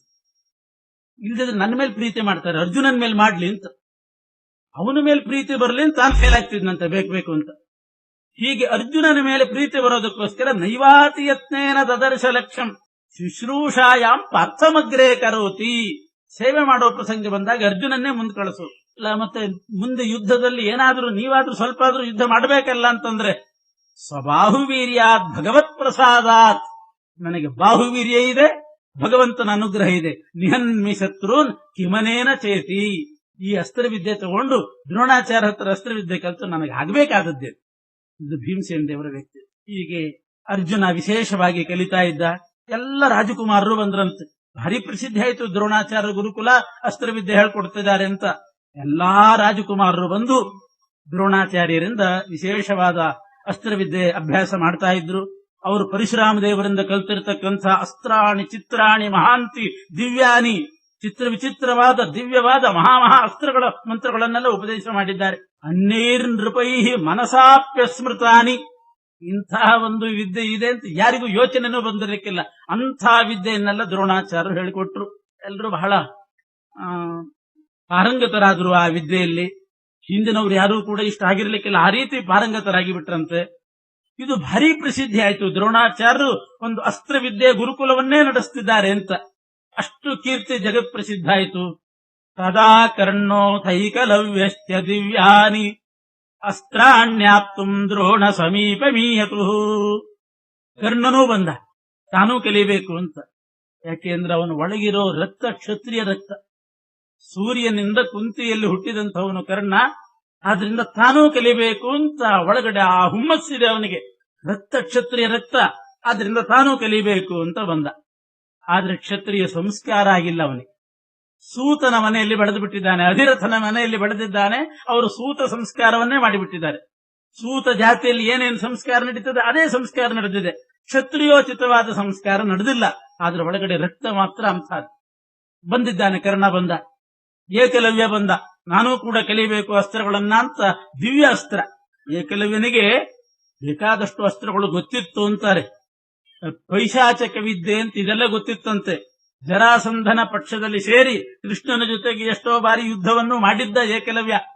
ಆದ್ರೂ ಪರಶುರಾಮರ ಶಿಷ್ಯರಾಗಿರ್ತಕ್ಕಂಥ ಕರ್ಣ ಬಂದ. ಕರ್ಣನೂ ಕೂಡ ನಿಜವಾಗೂ ಕ್ಷತ್ರಿಯನೇ, ಆದ್ರೆ ಆ ಸಂಸ್ಕಾರ ಆಗಿಲ್ಲ. ಕುಂತಿ ಮಗ, ಆದ್ರೆ ಕ್ಷತ್ರಿಯ ಸಂಸ್ಕಾರ ಆಗಿಲ್ಲ. ಸೂತನ ಮನೆಯಲ್ಲಿ ಬೆಳೆದ ಆ ಸಂಸ್ಕಾರ ಹೊಂದಿದ್ದ. ಏಕಲವ್ಯ ಅವನೂ ಒಂದು ರೀತಿಯಲ್ಲಿ ಕ್ಷತ್ರಿಯನೇ. ಏಕಲವ್ಯ ಯಾರು ಅಂತಂದ್ರೆ ವಸುದೇವನ ತಮ್ಮ ದೇವಸ್ರವ ಅಂತ. ದೇವಸ್ರವನಿಗೆ ಹುಟ್ಟಿದ ಮಗ. ಹಿರಣ್ಯಧನು ಅಂತ ಒಬ್ಬ ಯಾರೋ ನಿಷಾದ ಅಂದ್ರೆ ಈ ಮೃಗಗಳನ್ನು ಕೊಲ್ಲತಕ್ಕಂಥ ಆ ಬೇಟೆ ಆಡುವ ಜಾತಿಯಲ್ಲಿ ಅಲ್ಲಿ ಬೆಳೆದಿದ್ದಂತವನು, ಅವನ ಮನೆಯಲ್ಲಿ ಬೆಳೆದು ಬಿಟ್ಟಿದ್ದ. ಹಾಗಾಗಿ ಅವನು ನಿಷಾದ ಜಾತಿ ಅಂತ ಅವನದ್ದು ಪ್ರಸಿದ್ಧಿ, ಸೂತ ಜಾತಿ ಅಂತ ಕರ್ಣ ಪ್ರಸಿದ್ಧನಾಗಿದ್ದು. ಇಬ್ರು ಹುಟ್ಟಿದ್ದು ಕ್ಷತ್ರಿಯರ ಮಕ್ಕಳಾಗಿ. ಆದರೆ ಪ್ರಸಿದ್ಧಿ ಆಗಿತ್ತು. ಅವನಿಗೂ ಕ್ಷತ್ರಿಯ ಸಂಸ್ಕಾರ ಆಗಿಲ್ಲ ಏಕಲವ್ಯನಿಗೆ, ಇವನಿಗೂ ಆಗಿಲ್ಲ. ಕರ್ಣ ಸೂರ್ಯನ ಅವತಾರ, ಏಕಲವ್ಯ ಒಬ್ಬ ಅಸುರನ ಅವತಾರ. ಇಂಥ ಕರ್ಣ ಮತ್ತು ಏಕಲವ್ಯರು ಬಂದು ದ್ರೋಣಾಚಾರ್ಯ ಹತ್ರ ನಾವು ಅಧ್ಯಯನ ಮಾಡ್ತೇವೆ ಅಂತ ಬಂದ್ರು. ಈಗಿನ ಕಾಲದಲ್ಲಿದ್ದ ಹಾಗೆ ಹಾಗೂ ದ್ರೋಣಾಚಾರ್ಯ ಕೇಳಿದ್ರು, ಯಾವುದು ನಿಮ್ಮ ಜಾತಿ ಅಂತ ಪ್ರಶ್ನೆ ಹಾಕಿ. ಒಂದು ಕಾಲಂ ಇರ್ತದೆ ನೋಡ್ರಿ, ಯಾವುದು ಅಂತ ಕೇಳಿದ್ರು. ಯಾವುದು ಅಂತಂದಾಗ ಕರ್ಣ ಸಹಜವಾಗಿ ಹೇಳಿದ, ನಾನು ಸೂತ ಅಂದ. ಯಾಕೆಂದ್ರೆ ಅವನು ಕುಂತಿ ಹುಟ್ಟಿದ ಕೂಡಲೇ ಆ ಮಗುವನ್ನ ಪೆಟ್ಟಿಗೆಯಲ್ಲಿ ಇಟ್ಟು ಕಳಿಸಿಬಿಟ್ಟಿದ್ಲು ಅಶ್ವನದಿ ಮೂಲಕ. ಅವನಿಗೆ ಗೊತ್ತಿದ್ದದ್ದು, ಕಂಡು ಬಿಟ್ಟಾಗ ಅವನು ನೋಡಿದ್ದು ಅಧಿರಥನನ್ನೇ, ರಾಧೆಯನ್ನೇ ನೋಡಿದ್ದು, ಅಲ್ಲೇ ಬೆಳೆದದ್ದು. ನಾನು ಸೂತ ಅಂತ ಅವನಂದ. ಹಾಗಾದ್ರೆ ದಿವ್ಯ ಅಸ್ತ್ರಗಳನ್ನ ನಿಮಗೆ ಹೇಳ್ಕೊಡ್ಲಿಕ್ಕೆ ಆಗೋದಿಲ್ಲ. ಸಾಧಾರಣ ಅಸ್ತ್ರಗಳು ಅವನಿಗೂ ಇತ್ತು, ಆದ್ರೆ ದಿವ್ಯ ಅಸ್ತ್ರಗಳನ್ನ ನಿನಗೆ ಹೇಳ್ಕೊಡ್ಲಿಕ್ಕೆ ಆಗೋದಿಲ್ಲ ಅಂತ ಹೇಳಿ ಅವನನ್ನು ಕಳಿಸಿಬಿಟ್ರಂತೆ ದ್ರೋಣಾಚಾರ್ಯ. ಏಕಲವ್ಯನನ್ನು ಕೂಡ ಕಳಿಸಿದ್ರು. ನೀನು ನಿಷಾದ ಅಂತಂದ್ಮೇಲೆ ನಿನಗೂ ದಿವ್ಯ ಅಸ್ತ್ರ ಹೇಳ್ಕೊಡ್ಲಿಕ್ಕೆ ಬರೋದಿಲ್ಲ, ನಿನಗೆ ಅದಕ್ಕೆ ಅಧಿಕಾರ ಇಲ್ಲ. ಕ್ಷತ್ರಿಯರು ಕಲಿಬೇಕಾದ ಅಸ್ತ್ರಗಳು ನೀವು ಸೂತರು ಕಲಿಲಿಕ್ಕಿಲ್ಲ ಅಂತ ಹೇಳಿ ಕಳಿಸಿಬಿಟ್ರು. ಕರ್ಣ ಒಳಗಿರ್ತಕ್ಕಂಥ ರಕ್ತ ಕ್ಷತ್ರಿಯ ರಕ್ತ, ಆದ್ರಿಂದ ಅವನಿಗೆ ಎಷ್ಟು ಸ್ವಾಭಿಮಾನ ಇತ್ತು ಗೊತ್ತೇನು ಕರ್ಣನಿಗೆ. ಅವನ್ ಅಂದ್ಕೊಂಡಂತೆ, ನೀವ್ ಹೇಳ್ಕೊಡೋದಿಲ್ಲ ಅಂತಂತೀರಲ್ಲ, ನಿಮಗೆ ಹೇಳ್ಕೊಟ್ಟವ್ರ ಹತ್ರ ಹೋಗಿ ಕಲಿತೀವಿ ಅಂದ್ರು. ನೀನಲ್ದಿದ್ರು ನಿಮ್ಮಪ್ಪ ಅಂತಾರೆ ಇವತ್ತಿನವ್ರು. ಕರ್ಣ ಹಂಗೆ ಅಂದ, ನೀವಲ್ದಿದ್ರು ನಿಮ್ಮ ಗುರುಗಳ ಹತ್ರ ಹೋಗಿ ಕಲಿತೀನಿ ಅಂತ ಮನಸ್ಸಿನಲ್ಲಿ ಅಂದುಕೊಂಡು ಅಲ್ಲಿ ಹೋಗಿಬಿಟ್ಟ. ಅಷ್ಟು ಆಚಾರ್ಯ ಹೇಳ್ತಾರೆ, ಉಚ್ಚಮಾನ ಅಂತಾರೆ ಕರ್ಣನ ಬಗ್ಗೆ ಹೇಳುವಾಗ. ಮಹಾಸ್ವಾಭಿಮಾನಿ ಅಂತೆ ಕರ್ಣ. ಉಚ್ಚಮಾನ, ಸ್ವಾಭಿಮಾನ, ದುರಭಿಮಾನ. ಸ್ವತಃ ಕೃಷ್ಣ ಬಂದು ಹೇಳ್ತಾನೆ ಮುಂದೆ, ಕರ್ಣ ನೀನು ಧರ್ಮರಾಜನಿಗೆ ಅಣ್ಣ, ಧರ್ಮರಾಜ ನಿನ್ನ ಕಾಲಿಗೆ ನಮಸ್ಕಾರ ಮಾಡೋ ಹಾಗೆ ಮಾಡ್ತೀನಿ, ದುರ್ಯೋಧನನ ಪಕ್ಷ ಬಿಟ್ಟು ಈ ಕಡೆ ಬಾ ಅಂದ್ರೂ ಬರ್ಲಿಲ್ಲ ಅವನು. ಅಂಥ ಸ್ವಾಭಿಮಾನಿ. ಕೃಷ್ಣನ ಮಾತು ಕೇಳಲಿಲ್ಲ, ಕುಂತಿ ಮಾತು ಕೇಳಲಿಲ್ಲ. ಈ ಬ್ರಾಹ್ಮಣ, ಈ ದ್ರೋಣಾಚಾರ್ಯರು, ಈ ಬ್ರಾಹ್ಮಣ ಯಾರಿಂದ ಕಲಿತಿದ್ದಾರೆ ಅವ್ರ ಹತ್ರ ಹೋಗಿ ಕಲಿತೀನಿ ನಾನು ಅಂತ ಛಲ ತೊಟ್ಟು ಸ್ವಾಭಿಮಾನ ಇತ್ತು ಕರ್ಣನಿಗೆ. ನೀನು ಸೂತ ಆದ್ರಿಂದ ನಿನಗೆ ಹೇಳ್ಕೊಡೋದಿಲ್ಲ ಅಂತ ದ್ರೋಣಾಚಾರ್ಯ ಹೇಳಿದ್ದಕ್ಕೆ ಅಲ್ಲಿ ಹೋದ. ಅಲ್ಲಿ ಬಂದು ಇವರು ಪರಶುರಾಮ ದೇವರ ಹತ್ರ ಬಂದು ನಮಸ್ಕಾರ ಮಾಡಿ, ನಾನು ಅಸ್ತ್ರವಿದ್ಯೆ ಕಲೀಲಿಕ್ಕೆ ಬಂದಿದ್ದೇನೆ, ನನಗೆ ಪಾಠ ಹೇಳ್ಕೊಡ್ಬೇಕು ಅಂತ. ಪರಶುರಾಮ ದೇವರು ಕೇಳಿದ್ರು, ನಿಂದ ಯಾವ ಜಾತಿ ಅಂತ ಕೇಳಿದ್ರು. ಅವರು ಕೇಳಿದ್ರು, ನಾನು ಬ್ರಾಹ್ಮಣ ಅಂದ್ಬಿಟ್ಟ. ಬ್ರಹ್ಮಾಸ್ತ್ರ ಇದನ್ನೆಲ್ಲ ಕಲೀಲಿಕ್ಕೆ ಬ್ರಾಹ್ಮಣರಿಗೆ ಅಧಿಕಾರ ಇದೆ, ಕ್ಷತ್ರಿಯರಿಗಿಂತ ಅವರು ಬ್ರಾಹ್ಮಣರಿಗೆ ಅಧಿಕಾರ ಇದ್ದೇ ಇದೆ ಆ ಮಂತ್ರಗಳನ್ನು ಕಲೀಲಿಕ್ಕೆ. ಅದರಿಂದ ನಾನು ಬ್ರಾಹ್ಮಣ ಅಂತ ಹೇಳಿಬಿಟ್ಟು ಬುದ್ಧಿವಂತನಾದ ಕರ್ಣ. ಯಾಕೆಂದ್ರೆ ಮೊದಲೊಂದ್ಸಲ ನಾನು ಸೂತ ಅಂತ ಹೇಳಿ ಸಿಗ್ಬಿದ್ದಿದ್ದ, ಈಗ ಮತ್ತೆ ಅದೇ ಹೇಳಿದ್ರೆ ಇಲ್ಲೂ ಆಗೋದಿಲ್ಲ ಅಂತಂದ್ರೆ ಸುಳ್ಳು ಹೇಳಿಕ್ ಶುರು ಮಾಡಿದ್ರು. ನಾನು ಬ್ರಾಹ್ಮಣ ಅಂತ ಅಂದ್ರು. ಸರಿ ಹಾಗಾದ್ರೆ ಅಂತಂದ್ರು. ಪರಶುರಾಮ ದೇವರು ಇಲ್ಲಿರೋ ಗುರುಕುಲ ವಾಸ ಮಾಡು ಅಂತ ಅಲ್ಲಿ ಸೇರ್ಕೊಂಡ್ಬಿಟ್ರು. 4 ವರ್ಷ ಇದ್ದ ಕರ್ಣ. ವಿಶೇಷ ಅಸ್ತ್ರ ಕಲಿಬೇಕು ಅಂತ ಲೋಭದಿಂದ ಹಾಗೆ ಹೇಳಿಬಿಟ್ಟ, ವಿಪ್ರೋಹಂ ಅಂತ ಅಂದ್ರು. ಜಾನನ್ನಪಿ ಪ್ರದದಾವಶ್ಯ ರಾಮೋ ದಿವ್ಯಾನ್ಯಸ್ತ್ರಾಣ್ಯಖಿಲಾನ್ಯವ್ಯಯಾತ್ಮ. ಪರಶುರಾಮ ದೇವರು ಆಯ್ತು ಅಂತ ಹೇಳಿ ಸೇರಿಸ್ಕೊಂಡ್ ಬಿಟ್ರು. ಕೆಲವು ಅಸ್ತ್ರಗಳನ್ನು ಉಪದೇಶ ಕೊಟ್ಟರು, ಕೆಲವು ದಿವ್ಯಾಸ್ತ್ರಗಳನ್ನು ಕೊಟ್ಟರು, ಬ್ರಹ್ಮಾಸ್ತ್ರ ಕೊಟ್ಟಿಲ್ಲ, ಅದನ್ನು ಕೊಟ್ಟಿಲ್ಲ. ಅಷ್ಟರಲ್ಲೇ ಒಂದು ದುರಂತ ನಡೆದೋಯ್ತು. ಕೊಡೋ ಉದ್ದೇಶನೂ ಇದ್ದಿಲ್ಲ ಅವ್ರಿಗೆ, ಅಂತೂ ಸೇರಿಸ್ಕೊಂಡ್ರು.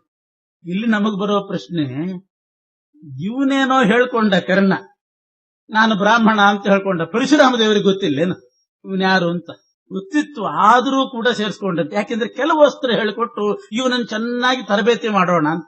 ಯಾಕೆ ಮುಂದೆ ದುರ್ಯೋಧನ ಯುದ್ಧ ಘೋಷಣೆ ಮಾಡ್ತಾನೆ. ಕೃಷ್ಣ ಹೋಗಿ ಸಂಧಾನ ಮಾಡಿದ್ರು ಕೂಡ ಅವನು ಸಂಧಾನಕ್ಕೆ ಒಪ್ಪಲಿಲ್ಲ. 5 ಗ್ರಾಮಗಳನ್ನು ಕೊಡ್ರಿ ಸಾಕು ಅಂತ ಕೇಳಿದ ಕೃಷ್ಣ. 5 ಗ್ರಾಮ ಕೊಡ್ರಿ, ಅಲ್ಲಿರ್ತಾರೆ ಪಾಂಡವರು ತಂಪಾಟಿಗೆ ತಾವು ಅಂದ್ರೆ ದುರ್ಯೋಧನ ಕೊಡ್ಲಿಕ್ಕೆ ತಯಾರಾಗ್ಲಿಲ್ಲ. 5 ಸೂಜಿಯ ತುದಿಯಷ್ಟು ಜಾಗ ಕೊಡೋದಿಲ್ಲ ಅಂದ್ಬಿಟ್ಟ. 5 ಗ್ರಾಮ ಕೊಡು ಅಂತಂದ್ರೆ ಕೊಡ್ಲಿಲ್ಲ. ಯುದ್ಧ ಆಗ್ತದೆ, ಹಾಗಾದ್ರೆ ಆಗಲಿ ಯುದ್ಧಕ್ಕೆ ನಾನು ತಯಾರು ಅಂತಾನೆ.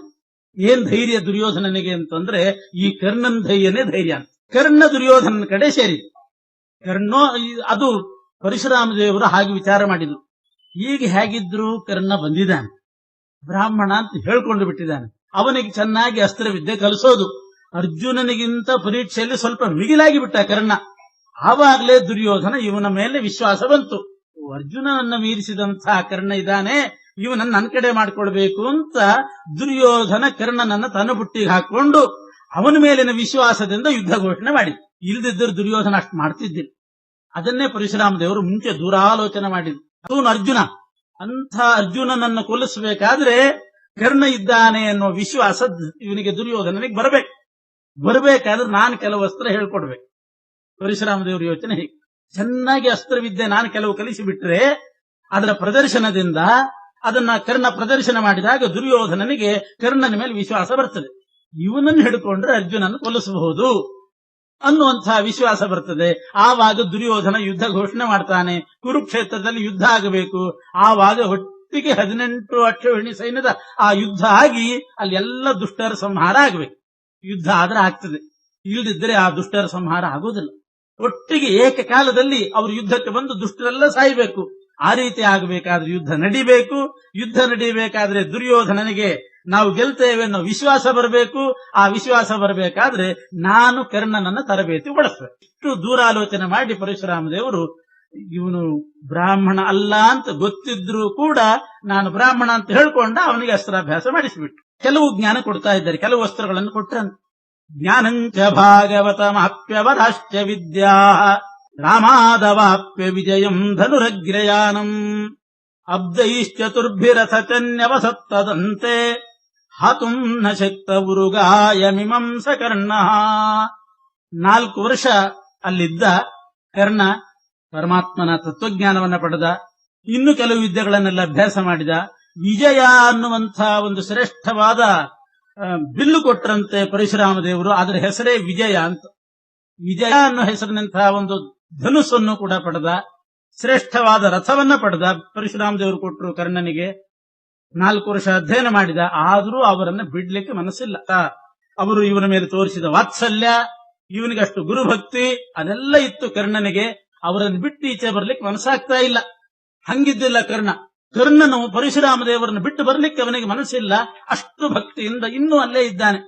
ಎಂಥ ಅನ್ಯೋನ್ಯತೆ ಇತ್ತು ಆ ಕರ್ಣ ಮತ್ತು ಪರಶುರಾಮರಿಗೆ ಅಂದ್ರೆ, ಒಂದ್ಸಲ ಪರಶುರಾಮ ದೇವರಿಗೆ ಮಲಗಬೇಕಾಗಿತ್ತಂತೆ. ಮಲಗುವಾಗ ಕರ್ಣ ಕೂತಿದ್ದ.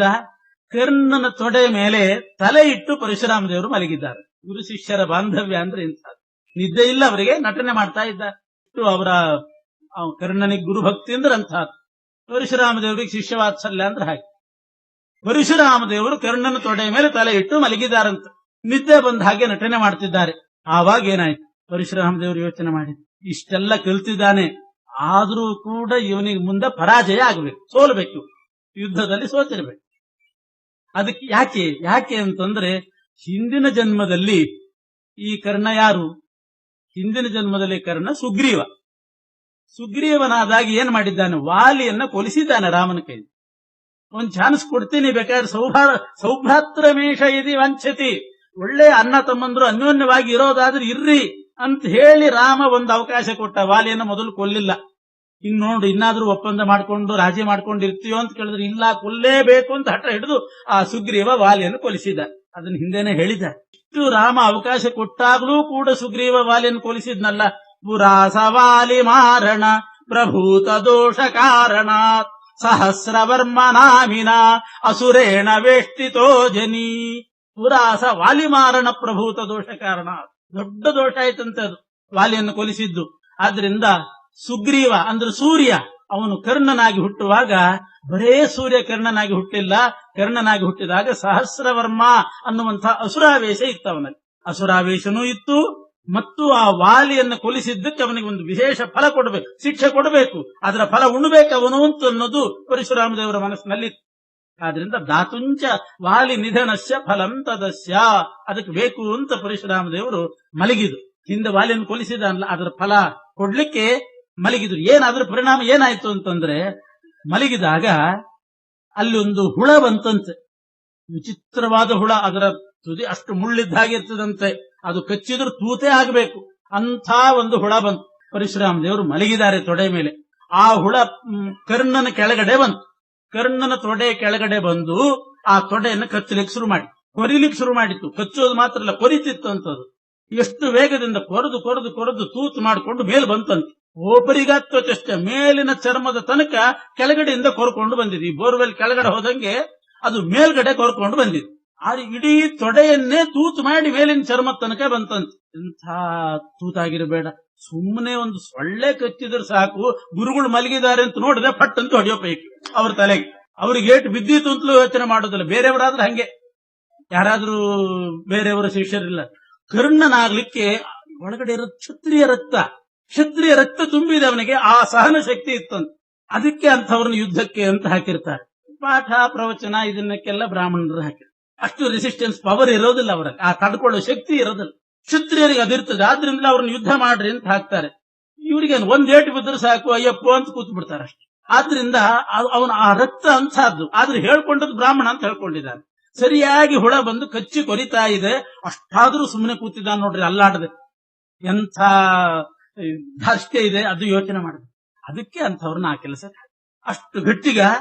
ತತ್ರಾಸ ರಾಕ್ಷಸವರ ಸತು ಹೇತಿ ನಾಮ, ಅದು ಕೊರ್ಕೊಂಡು ಬಂತು. ಆಮೇಲೆ ಆ ರಕ್ತ ಎಲ್ಲ ಹರಿತಾ ಇದೆ, ರಕ್ತ ಪ್ರವಾಹನೇ ಹರಿತಾ ಇದೆ. ಇಡೀ ತೊಡೆ ತೂತಾದ್ರೆ ಆಗಿರ್ಲಿಕ್ಕಿಲ್ಲ. ಅದು ರಕ್ತ ಹರಿಕೊಂಡು ಪರಶುರಾಮ ದೇವರ ಕೆಳಗಡೆ ಬಂತು. ಆವಾಗ ಅವ್ರು ಎಚ್ಚರಿಕೆ ಆದ ಹಾಗೆ ಮಾಡಿದ್ರಂತೆ, ನಟನೆ ಮಾಡಿದ್ರು. ಎಚ್ಚೆತ್ತಂತೆ ನಟನೆ ಮಾಡಿ ನೋಡ್ತಾರೆ, ರಕ್ತ ಎಲ್ಲ ಮೈ ಕೆಳಗೆ ಬಂದಿದೆ, ಅಂಟಿದೆ. ಕೇಳಿದ್ರಂತೆ, ಕರ್ಣ ಇದೇನಿದು? ಆಚಾರ್ಯ ಹುಳ ಕೊರಿತು ಅಂತಂದ. ಹುಳ ಕೊರಿತಾ ಇತ್ತು. ಹೌದು, ನನ್ನ ಎಬ್ಬಿಸ್ಬೇಕೋ ಬೇಡೋ? ನೀನು ಎಬ್ಬಿಸ್ಬೇಕೋ ಬೇಡ? ನಿಮಗೆ ನಿದ್ದೆಗೆ ಭಂಗ ಬರ್ತದ, ಆದ್ರಿಂದ ನಾನು ಎಬ್ಬಿಸಲಿಲ್ಲ, ಹಂಗೆ ತಡ್ಕೊಂಡು ಕೂತೆ. ಅಲ್ಲ, ನೀನ್ ತಡ್ಕೊಂಡೇನೋ ಕೂತಿ ನಿದ್ದೆ ಭಂಗ ಬರ್ತದೆ ಅಂತ. ಈಗ ನನ್ನ ಪಾವಿತ್ರ್ಯಕ್ಕೆ ಭಂಗ ಬಂತಲ್ಲ ಅಂದ್ರು. ನಿದ್ರೆಗೆ ಭಂಗ ಬರ್ತದೆ ಅಂತ ನೀನ್ ಕೂತಿ. ರಕ್ತ ಹರಿದ್ರೆ, ನರ ರಕ್ತ ಹರಿದು ಕೆಳಗಡೆ ಬಂದಾಗ ಅದರ ಸ್ಪರ್ಶ ಆಗಬಾರ್ದು, ಪಾವಿತ್ರ್ಯಕ್ಕೆ ವಿರೋಧ ಬರ್ತದೋ ಇಲ್ಲೋ ಅದನ್ನ ಯೋಚನೆ ಮಾಡ್ಲಿಲ್ವಾ ನೀನು ಅಂದ್ರು. ಈ ಮಡಿ ಮೇಲ್ಗೆ ಗೊತ್ತಿರೋದನ್ನ ಬ್ರಾಹ್ಮಣ, ನಿಜವಾಗಿ ಅವನಿಗೆ ಗೊತ್ತಿಲ್ಲ, ಸುಳ್ಳು ಹೇಳಿದ್ದ. ಬ್ರಾಹ್ಮಣ ಅಂತ ಹೇಳಿದ್ದ. ರಕ್ತ ಸ್ಪರ್ಶ ಆದ್ರೆ ಮೈಲಿಗೆ ಆಗ್ತದೆ, ಇದು ಮಡಿಗೆ ಬರೋದಿಲ್ಲ ಅನ್ನೋ ಸೂಕ್ಷ್ಮ ಅವನಿಗೆ ಗೊತ್ತಿಲ್ಲ. ಅಲ್ಲಿ ಸಿಕ್ಕಿಬಿಡ್ತಾರೆ ಕೊಡಿ, ಕೊನೆಗೆ ಸಿಕ್ಕಿ ಬಿಡೋದಲ್ಲಿ. ಈ ಮಡಿ ಮೇಲಿಗೆ ಸೂಕ್ಷ್ಮ ಅವನಿಗೆ ಗೊತ್ತು, ಬಹಳ ಸೂಕ್ಷ್ಮ ಮಡಿ ಮೇಲಿಗೆ. ಪಾವನ ವಿರೋಧಿನಿ ಕೊಸಿತೇತಿ ಎಂದ್ರು. ಪಾವನ ವಿರೋಧಿಯಾದ ರಕ್ತ ಬಂದು ನನ್ನ ಕೆಳಗೆ ಹರಿತಾ ಇದ್ರೆ ಹಾಗೆ ಸುಮ್ಮನೆ ಕೂತಿದ್ಯಲ್ಲ, ನಿಜವಾಗಿ ನನಗೆ ಡೌಟ್ ಬರ್ತಿದೆ, ನೀನ್ ಯಾರು ಅಂತ ಮತ್ತೆ ಕೇಳಿದ್ರು. ಅವಾಗ ಕೇಳಿದ್ರು, ಒಂದ್ಸಲ ಕೇಳಿದ್ರು ನೀನ್ ಯಾರು ಅಂತ. ಬ್ರಾಹ್ಮಣ ಅಂದ್ಕೊಳ್ಳೆ ಸುಮ್ಮನಾಗಿತ್ತು. ಇದು ಬಂದಾಗ ನಿಜವಾಗಿ ಹೇಳು, ನೀನ್ ಯಾರು ಅಂತಂದಾಗ ಆಗಂತಾನೋ ನಾನು ಸೂತ ಅಂತ ಆಗೊಟ್ಕೊಂಡು. ನಾನು ಸೂತ. ಅಪ್ಪ ಅವನು ನಿಜವಾಗಿಯೂ ಕ್ಷತ್ರಿಯ, ಅದು ಗೊತ್ತಿಲ್ಲ ಅವನಿಗೆ. ಸೂತನ ಮನೆಯಲ್ಲಿ ಬೆಳೆದಿದ್ದ, ನಾನು ಸೂತ ಅಂತ ಅಂದ್ರು. ಚಿಂತೊನ್ನ ಚಾಲಯಿಸಿ ಮಾಂ ರುಧಿರ ಪ್ರಸೇಕೆ ಪ್ರಾಪ್ತೇಪಿ ಪಾವನ ವಿರೋಧಿನಿ ವಸಿತೇತಿ ತಂಪ್ರಾಹ ಕರ್ಣಯ್ಯ ಮಯ್ಯ ನೈವ ಮಯಾ ವಿಧೇಯೋ ನಿದ್ರಾ ವಿರೋಧ ಇತಿ ಕೀಟ ಉಪೇಕ್ಷಿತೋ ಮೇ ಜಾತ್ಯಾಸ್ಮಿ ಸೂತಃ. ಮತ್ತೆ ಪರಶುರಾಮ ದೇವರು ಕೇಳಿದ, ಸುಳ್ಳು ಹೇಳಿದೆ ಹಾಗಾದ್ರೆ ನೀನು? 4 ವರ್ಷದ ಹಿಂದೆ ಅಧ್ಯಯನ ಮಾಡ್ಲಿಕ್ಕೆ ಅಂತ ಬಂದಾಗ ಯಾರು ನೀನು ಅಂತ ಕೇಳಿದ್ರೆ ಬ್ರಾಹ್ಮಣ ಅಂತ ಹೇಳಿದಿ, ಈಗ ಬಾಯಿ ಬಿಡ್ತಿದ್ದಿ ಸೂತ ಅಂತ. ಯಾಕೆ ಸುಳ್ಳು ಹೇಳಿದೆ ಎಂದು. ನಾನು ಸುಳ್ಳು ಹೇಳಲಿಲ್ಲ ಅಂತ ವಾದ ಶುರು ಮಾಡಿದ್ದೆ. ಇದು ನೋಡಿ ಅಂತ ಅಲ್ಲ, ಹೇಳಿದ ಸುಳ್ಳು ಹೌದು, ಬ್ರಾಹ್ಮಣ ಅಂತ ಹೇಳಿದೆಲ್ಲ ಅಂತ ಕೇಳಿದ್ರೆ ನಾನೇನು ತಪ್ಪೇನು ಹೇಳಿಲ್ಲ ನಾನು. ಯಾಕೆಂದ್ರೆ ನೀವು ಬ್ರಾಹ್ಮಣರು ಹೌದೋ ಅಲ್ಲೋ ಅಂತ ಕೇಳಿದೆ. ಪರಶುರಾಮ ದೇವರೇ, ನೀವಂತೂ ಬ್ರಾಹ್ಮಣ ಅವತಾರ ಹೌದೋ ಅಲ್ಲೋ? ಪರಶುರಾಮ ಅವತಾರ ಬ್ರಾಹ್ಮಣ ಅವತಾರ, ಜಮದಗ್ನಿ ಋಷಿಗಳ ಮಕ್ಕಳು. ಇಡೀ ಜಗತ್ತಿಗೆ ತ್ವಮೇವ ಮಾತಾ ಚ ಪಿತಾ ತ್ವಮೇವ ತ್ವಮೇವ ಬಂಧುಶ್ಚ ಸಖಾ ತ್ವಮೇವ. ಇಡೀ ಜಗತ್ತಿಗೆ ನೀವೇ ತಂದೆ, ನೀವು ಬ್ರಾಹ್ಮಣರು, ನಿಮ್ಮ ಮಗ ನಾನು, ಆದ್ರಿಂದ ನಾನು ಬ್ರಾಹ್ಮಣ ಅಂತಂದೆ. ಇದು ಬೇರೆ ವಾ. ಎಷ್ಟು ಈ ಸೂಕ್ಷ್ಮ ತತ್ವಗಳನ್ನು ಹಿಂಗ್ ಉಪಯೋಗಿಸ್ಕೊಂಡ ಅವನ ಕಾರಣ ಅಲ್ಲ. ನಿಂದ ಯಾವ ಊರು ಅಂತ ಕೇಳಿದ್ರೆ ಭಾರತ ಅಂತ ಹೇಳ್ಬಿಡೋದೇನು? ಯಾವ ಊರು ಅಂದ್ರೆ ನಿಜವಾದ ಊರು ಯಾವುದು ಅದನ್ನ ಹೇಳ್ಬೇಕು. ನೀನ್ ಯಾರು ಅಂತ ಕೇಳಿದ್ರೆ ಪರಮಾತ್ಮ ತಂದೆ ಅಂತ ಇಟ್ಕೊಂಡು ನಾನು ಪರಮಾತ್ಮನ ಮಗ ಅಂತ ಹೇಳ್ತಾರೆ ಯಾರಾದ್ರು. ನಿಮ್ಮಪ್ಪ ಯಾರು ಅಂತ ಕೇಳಿದ್ರೆ ಪರಶುರಾಮ ಅಂತ ಬರೀತೀಯ ನೀನು, ಅಧಿರಥ ಅಂತ. ಈಗ ಈ ವಾದ ಮಾಡ್ತಾ ಇದ್ದಾನೆ. ಈವಾಗ ವಾದ ಮಾಡುವಾಗ ಹೀಗೆ ಮಾಡಿದ. ನೀವು ಪರಶುರಾಮ ದೇವರು ಬ್ರಾಹ್ಮಣರು, ನೀವು ಜಗತ್ತಿಗೆ ಪಿತ, ನಿಮ್ಮ ಮಗ ನಾನಾದ್ಮೇಲೆ ನಾನು ಯಾಕೆ ಬ್ರಾಹ್ಮಣ ಅಲ್ಲ ಅಂತ ವಾದ ಮಾಡಿದ. ಇದು ಸರಿ ಬರಲಿಲ್ಲ ಪರಶುರಾಮ ದೇವರಿಗೆ. ಹಿಂಗೆ ಹೇಳೋ ಕ್ರಮ ಅಲ್ಲ. ಯಾವ ದೃಷ್ಟಿಯಿಂದ ಕೇಳಿದ್ದು, ಯಾವುದಕ್ಕೆ ಉಪಯೋಗಿಸ್ಕೊಳ್ಬೇಕು, ನೀನು ಮತ್ತೆ ಹಿಂಗೆ ವಾದ ಮಾಡ್ತಾ ಇದ್ದೀಯಲ್ಲ ನೀನು. ಅಗ್ರೇ ಬ್ರುವಂ ಭವತ ಈಶ ನಹಿತ್ವದನ್ನೋ ಮಾತಾ ಪಿತಾ ಗುರುತರೋ ಜಗತೋಪಿ ಮುಖ್ಯ. ನೀವಲ್ದೆ ಇನ್ಯಾರಿದ್ದಾರೆ ತಂದೆ ತಾಯಿ, ನೀವೇ ಮುಖ್ಯ ಜಗತ್ತಿಗೆ, ಆದ್ರಿಂದ ನಾನು ಹಾಗೆ ಹೇಳಿದೆ. ಅಂದಾಗೆ ಸಿಟ್ಟು ಬಂತು. ಇತ್ತು ಪರಶುರಾಮ ದೇವರು ಅವನಿಗೆ ಶಾಪ ಕೊಡ್ತಾರೆ. ಅಥಾಹ ರಾಮಸ್ತಮ ಅಸತ್ಯವಾಚ ನತೆ ಸಕಾಶೆ ಮಮ್ಮ ವಾಸಯೋಗ್ಯತಾ. ನೀನ್ ಈ ರೀತಿ ಸುಳ್ಳು ಹೇಳಿ ಮತ್ತು ವಾದ ಮಾಡ್ತಿದ್ದೆ, ಅದರಿಂದ ನನ್ನ ಹತ್ರ ನೀನಿರ್ಬೇಡ, ಹೊರಟು ಹೋಗು ಅಂತ ಕಳಿಸ್ಬಿಟ್ಟು. ಆದ್ರೆ ನನ್ನ ಮೇಲೆ ಎಷ್ಟು ಭಕ್ತಿ ತೋರಿಸಿದ್ದಿ, ನಿನ್ನ ಭಕ್ತಿ ವ್ಯರ್ಥ ಆಗುದು. ಆದ್ರಿಂದ ಭವೇ ಜ್ಯೇಷ್ಠ ಜ್ಯೇಷ್ಠಸಿ ಸರ್ವಶತ್ರುನ್, ಎಲ್ಲ ಶತ್ರುಗಳನ್ನು ಗೆಲ್ತಕ್ಕಂಥವನಾಗ್ತಿದ್ದಿ. ನಿನ್ನ ಭಕ್ತಿಗೆ ಆ ವರನೂ ಕೊಡ್ತೇನೆ. ವಿಜಯ ಧನುಷ್ ಕೊಟ್ರು, ರಥ ಕೊಟ್ರು, ಮತ್ತೆ ಭಕ್ತಿ ತೋರಿಸಿದ್ದಿ ಅಂತ ಹೇಳಿ ಈ ವರನೂ ಕೊಟ್ರು. ಜ್ಯೇಷ್ಠಸಿ ಸರ್ವಶತ್ರುನ್. ಆದರೆ ಅಸ್ಪರ್ಧಮಾನಂ ನ ಕಥಂಚನತ್ವಾಂ ಜೇತಾ ಕಶ್ಚಿತ್. ನೀನು ಸ್ಪರ್ಧಾ ಮನೋಭಾವದಿಂದ ಹೊರಟೆ ಅಂತಂದ್ರೆ ನೀನು ಸೋಲ್ತಿ. ಸ್ಪರ್ಧೆ ಇಲ್ಲದೆ ಹೊರಟೆ ಅಂತಂದಾಗ ನಿನಗೆ ಯಾರ್ಯಾರು ನಿನ್ನನ್ನು ಸೋಲಿಸೋರಿಲ್ಲ. ಇನ್ನೊಬ್ಬನಿಗಿಂತ ಮಿಗಿಲಾಗಬೇಕು ಅಂತ ಸ್ಪರ್ಧಾ ಮನೋಭಾವ ಬಂತೋ ಆವಾಗ ನೀನು ಪರಾಜಿತ. ಈ ರೀತಿ ಪರಶುರಾಮ ದೇವರು ಅವನಿಗೆ ಶಾಪ ಕೊಟ್ಟು, ಅರ್ಜುನ ಕೊನೆ ಕರ್ಣ ಮಾಡಿದ್ದು ಅದೇನೆ. ಅವನಿಗೆ ಅರ್ಜುನನ ಮೇಲೆ ಸ್ಪರ್ಧಾ ಮನೋಭಾವ ಬಂತು. ಅರ್ಜುನನ ಮೇಲೆ ಸ್ಪರ್ಧೆಯಿಂದ ಹೋರಾಡ್ತಾನೆ ಅಂತಂದ್ರೆ ಅವನು ಸೋತ ಹಾಗೆ, ಕರ್ಣ ಸೋತ. ಸ್ಪರ್ಧೆ ಇಲ್ಲ, ಇವನನ್ನು ಮೀರಿಸೋರು ಯಾರೂ ಇಲ್ಲ. ಸ್ಪರ್ಧೆ ಬಂತು ಅಂತಂದ್ರೆ ಸೋಲ್ತೆ ನೋಡು ಅಂತ ಇಷ್ಟು ಹೇಳಿ, ಅದೇ ಸ್ಪರ್ಧೆ ಮಾಡಿದಾಗ್ಲೇನೆ ಪ್ರಮಾದಿತ್ವಂ ಭವಿತಾ ಅಸ್ತ್ರ ಸಂಘೆ. ಆವಾಗ ನಿನ್ನ ಅಸ್ತ್ರಗಳು ಕೂಡ ನಿನಗೆ ಮರೆತು ಹೋಗ್ತದೆ. ಇನ್ನೊಬ್ಬನ ಜೊತೆಗೆ ಸ್ಪರ್ಧೆ ಮಾಡುವಾಗ ಸ್ಪರ್ಧೆ ಇಲ್ಲ, ಪ್ರದರ್ಶನ ಮಾಡ್ತಿಂದ್ರೆ ನೀನೇ ಮಿಗಿಲು. ಇಷ್ಟು ಹೇಳಿ ಕೊಟ್ಟು ಕಳಿಸಿದ್ರು. ಇಲ್ಲಿ ಆಚಾರ್ಯರು ಹೇಳ್ತಾರೆ, ಪರಶುರಾಮ ದೇವರು ತೊಡೆ ಮೇಲೆ ಕರ್ಣನ್ ತೊಡೆ ಮೇಲೆ ತಲೆ ಇಟ್ಟು ಮಲಗಿದಾಗ ಇದೇ ಸಂದರ್ಭಕ್ಕೆ ಸರಿಯಾಗಿ ಆ ಹುಳ ಬಂದು ಕೊರಿತಲ್ಲ. ಯಾವುದದು ಹುಳ? ಯಾವುದೇ ಘಟನೆ ಸುಮ್ಮನೆ ಆಗೋದಿಲ್ಲ. ಅಕಸ್ಮಾತ್ ಅಚಾನಕ್ ಆಗಿ ಆಗೋಯ್ತು ಅಂತ ಇಲ್ವೇ ಇಲ್ಲ. ಯಾವುದು ಹುಳ, ಯಾಕದು ಕೊರಿತು, ಇದೆಲ್ಲ ಘಟನೆ ಕಾರಣ ಏನು ಅಂತಂದ್ರೆ, ತತ್ರಾಸ ರಾಕ್ಷಸವರಃ ಸತು ಹೇತಿ ನಾಮ ಕಾಲೇ ಮಹೇಂದ್ರ ಮನುಪಾಸ್ಯ ಹಿ ಶಾಪತೋಸ್ಯ ಕೀಟಸ್ತಮಿಂದ್ರ ಉತ ತತ್ರ ಸಮಾವಿವೇಶ ಕರ್ಣಸ್ಯ ಶಾಪಂ ಉಪಪಾದಯಿತುಂ ಸುತಾರ್ಥೇ. ಒಬ್ಬ ಹೇತಿ ಅಂತ ಒಬ್ಬ ರಾಕ್ಷಸ, ಹೇತಿ ನಾಮಕನಾದಂತಹ ರಾಕ್ಷಸ ಇಂದ್ರನ ಭೃತ್ಯ. ರಾಕ್ಷಸ ಅಂತಂದು ಕೂಡಲೇ ಅವರು ಕೆಟ್ಟವರು ಅಂತಲೇ ಹಂಗೇನಿಲ್ಲ. ನಿವೃತ್ತಿ ಇವರೆಲ್ಲ ರಾಕ್ಷಸರೇ, ದೇವತೆಗಳ ಸೇವಕರು. ಹಾಗೆ ಇಂದ್ರನ ಸೇವೆ ಮಾಡಿಕೊಂಡಿರ್ತಕ್ಕಂಥ ಒಬ್ಬ ರಾಕ್ಷಸ, ಅವನಿಗೆ ಹೇತಿ ಅಂತ ಹೆಸರು. ಹೇತಿ ನಾಮಕ ರಾಕ್ಷಸ ಇಂದ್ರನ ಸೇವಕ. ಯಾವುದೋ ಸಮಯಕ್ಕೆ ಸರಿಯಾಗಿ ಇಂದ್ರನ ಸೇವೆ ಮಾಡ್ಲಿಲ್ಲ ಅಂತೆ. ಇಂದ್ರ ಶಾಪ ಕೊಟ್ಟ, ನೀನು ಹುಳ ಆಗಿ ಹುಟ್ಟು. ಇದೇ ಹುಳ ಆಗಿ ಹುಟ್ಟಿದವ. ಆಮೇಲೆ ಈ ಪರಶುರಾಮ ದೇವರು ಕರ್ಣನ್ ತೊಡೆ ಮಲ್ಕೊಂಡಾಗ ಇಂದ್ರ ಯೋಚನೆ ಮಾಡಿದ, ಏನಾದ್ರೂ ಮಾಡಿ ಪರಶುರಾಮ ದೇವರಿಂದ ಕರ್ಣನಿಗೆ ಶಾಪ ಕೊಡಿಸ್ಬೇಕು. ಶಾಪ ಕೊಡಿಸ್ಲಿಕ್ಕೆ ಏನ್ ಮಾಡೋದು ಅಂತ ಉಪಾಯ ಮಾಡಿ, ತಾನು ಯಾವ ರಾಕ್ಷಸನಿಗೆ, ಹೇತಿ ನಾಮಕ ರಾಕ್ಷಸನಿಗೆ ಭೃತ್ತನಿಗೆ ಶಾಪ ಕೊಟ್ಟು ಹುಳ ಮಾಡಿದ್ದ, ಆ ಹುಳದೊಳಗೆ ತಾನೇ ಆವಿಷ್ಟನಾದ್ನಂತ. ಅದೇ ಹುಳದೊಳಗೆ ಇಂದ್ರನ ಆವೇಶ ಬಂತು. ಆ ಹುಳ ಬಂದು ಕಚ್ಚಿತ್ತು ಅಂತಂದ್ರೆ ಇಂದ್ರ ಬಂದು ಕಚ್ಚಿದ ಅಂತಲೇ ಅರ್ಥ. ಇಂದ್ರ ಬಂದು ತೂತು ಮಾಡಿದ, ರಕ್ತ ಹರಿಲಿ, ಪರಶುರಾಮ ದೇವರಿಗೆ ಮೈಲಿಗೆ ಆಗ್ಲಿ, ಅವ್ರು ಕರ್ಣನಿಗೆ ಶಾಪ ಕೊಡ್ಲಿ ಅಂತ. ಯಾಕೆ ಇಂದ್ರ ಈ ಕೆಲಸ ಮಾಡಿದ ಅಂತಂದ್ರೆ, ಸುತಾರ್ಥೆ ಕರ್ಣಸ್ಯ ಶಾಪಮುಪಪಾದಯಿತು. ಸುತಾರ್ಥೆ ಇಂದ್ರನ ಮಗ ಅರ್ಜುನ. ಅರ್ಜುನನಿಗೆ ಶ್ರೇಯಸ್ ಆಗಬೇಕಾದ್ರೆ, ಜಯ ಬರಬೇಕಾದ್ರೆ ಕರ್ಣನಿಗೆ ಶಾಪ ಬರ್ಬೇಕು. ಕರ್ಣನಿಗೆ ಪರಶುರಾಮ ದೇವರ ಶಾಪ ಬರದೇ ಇದ್ರೆ ಅರ್ಜುನ ಸೋತ್ ಹೋಗ್ತಾನೆ. ಅಂತಹ ಪ್ರಸಂಗ ಇತ್ತು, ಅಂತಹ ಪ್ರಮೇಯ ಇತ್ತು. ಆದ್ರಿಂದ ಶಾಪ ಬರೆಸಬೇಕು, ಇವನ ಅಸ್ತ್ರಗಳೆಲ್ಲ ಮರೆತು ಹೋಗಬೇಕು. ಆದ್ರಿಂದಲೇ ಕರ್ಣಾರ್ಜುನ ಯುದ್ಧ ಆಗುವಾಗ ಕರ್ಣಂದೆಲ್ಲ ಅಸ್ತ್ರ ಮರ್ತೋಯ್ತು, ರಥಚಕ್ರ ಹೂತೋಯ್ತು. ಇದೆಲ್ಲ ಆದದ್ದು ಯಾಕೆ ಅಂತಂದ್ರೆ ಪರಶುರಾಮ ದೇವರ ಶಾಪದಿಂದ.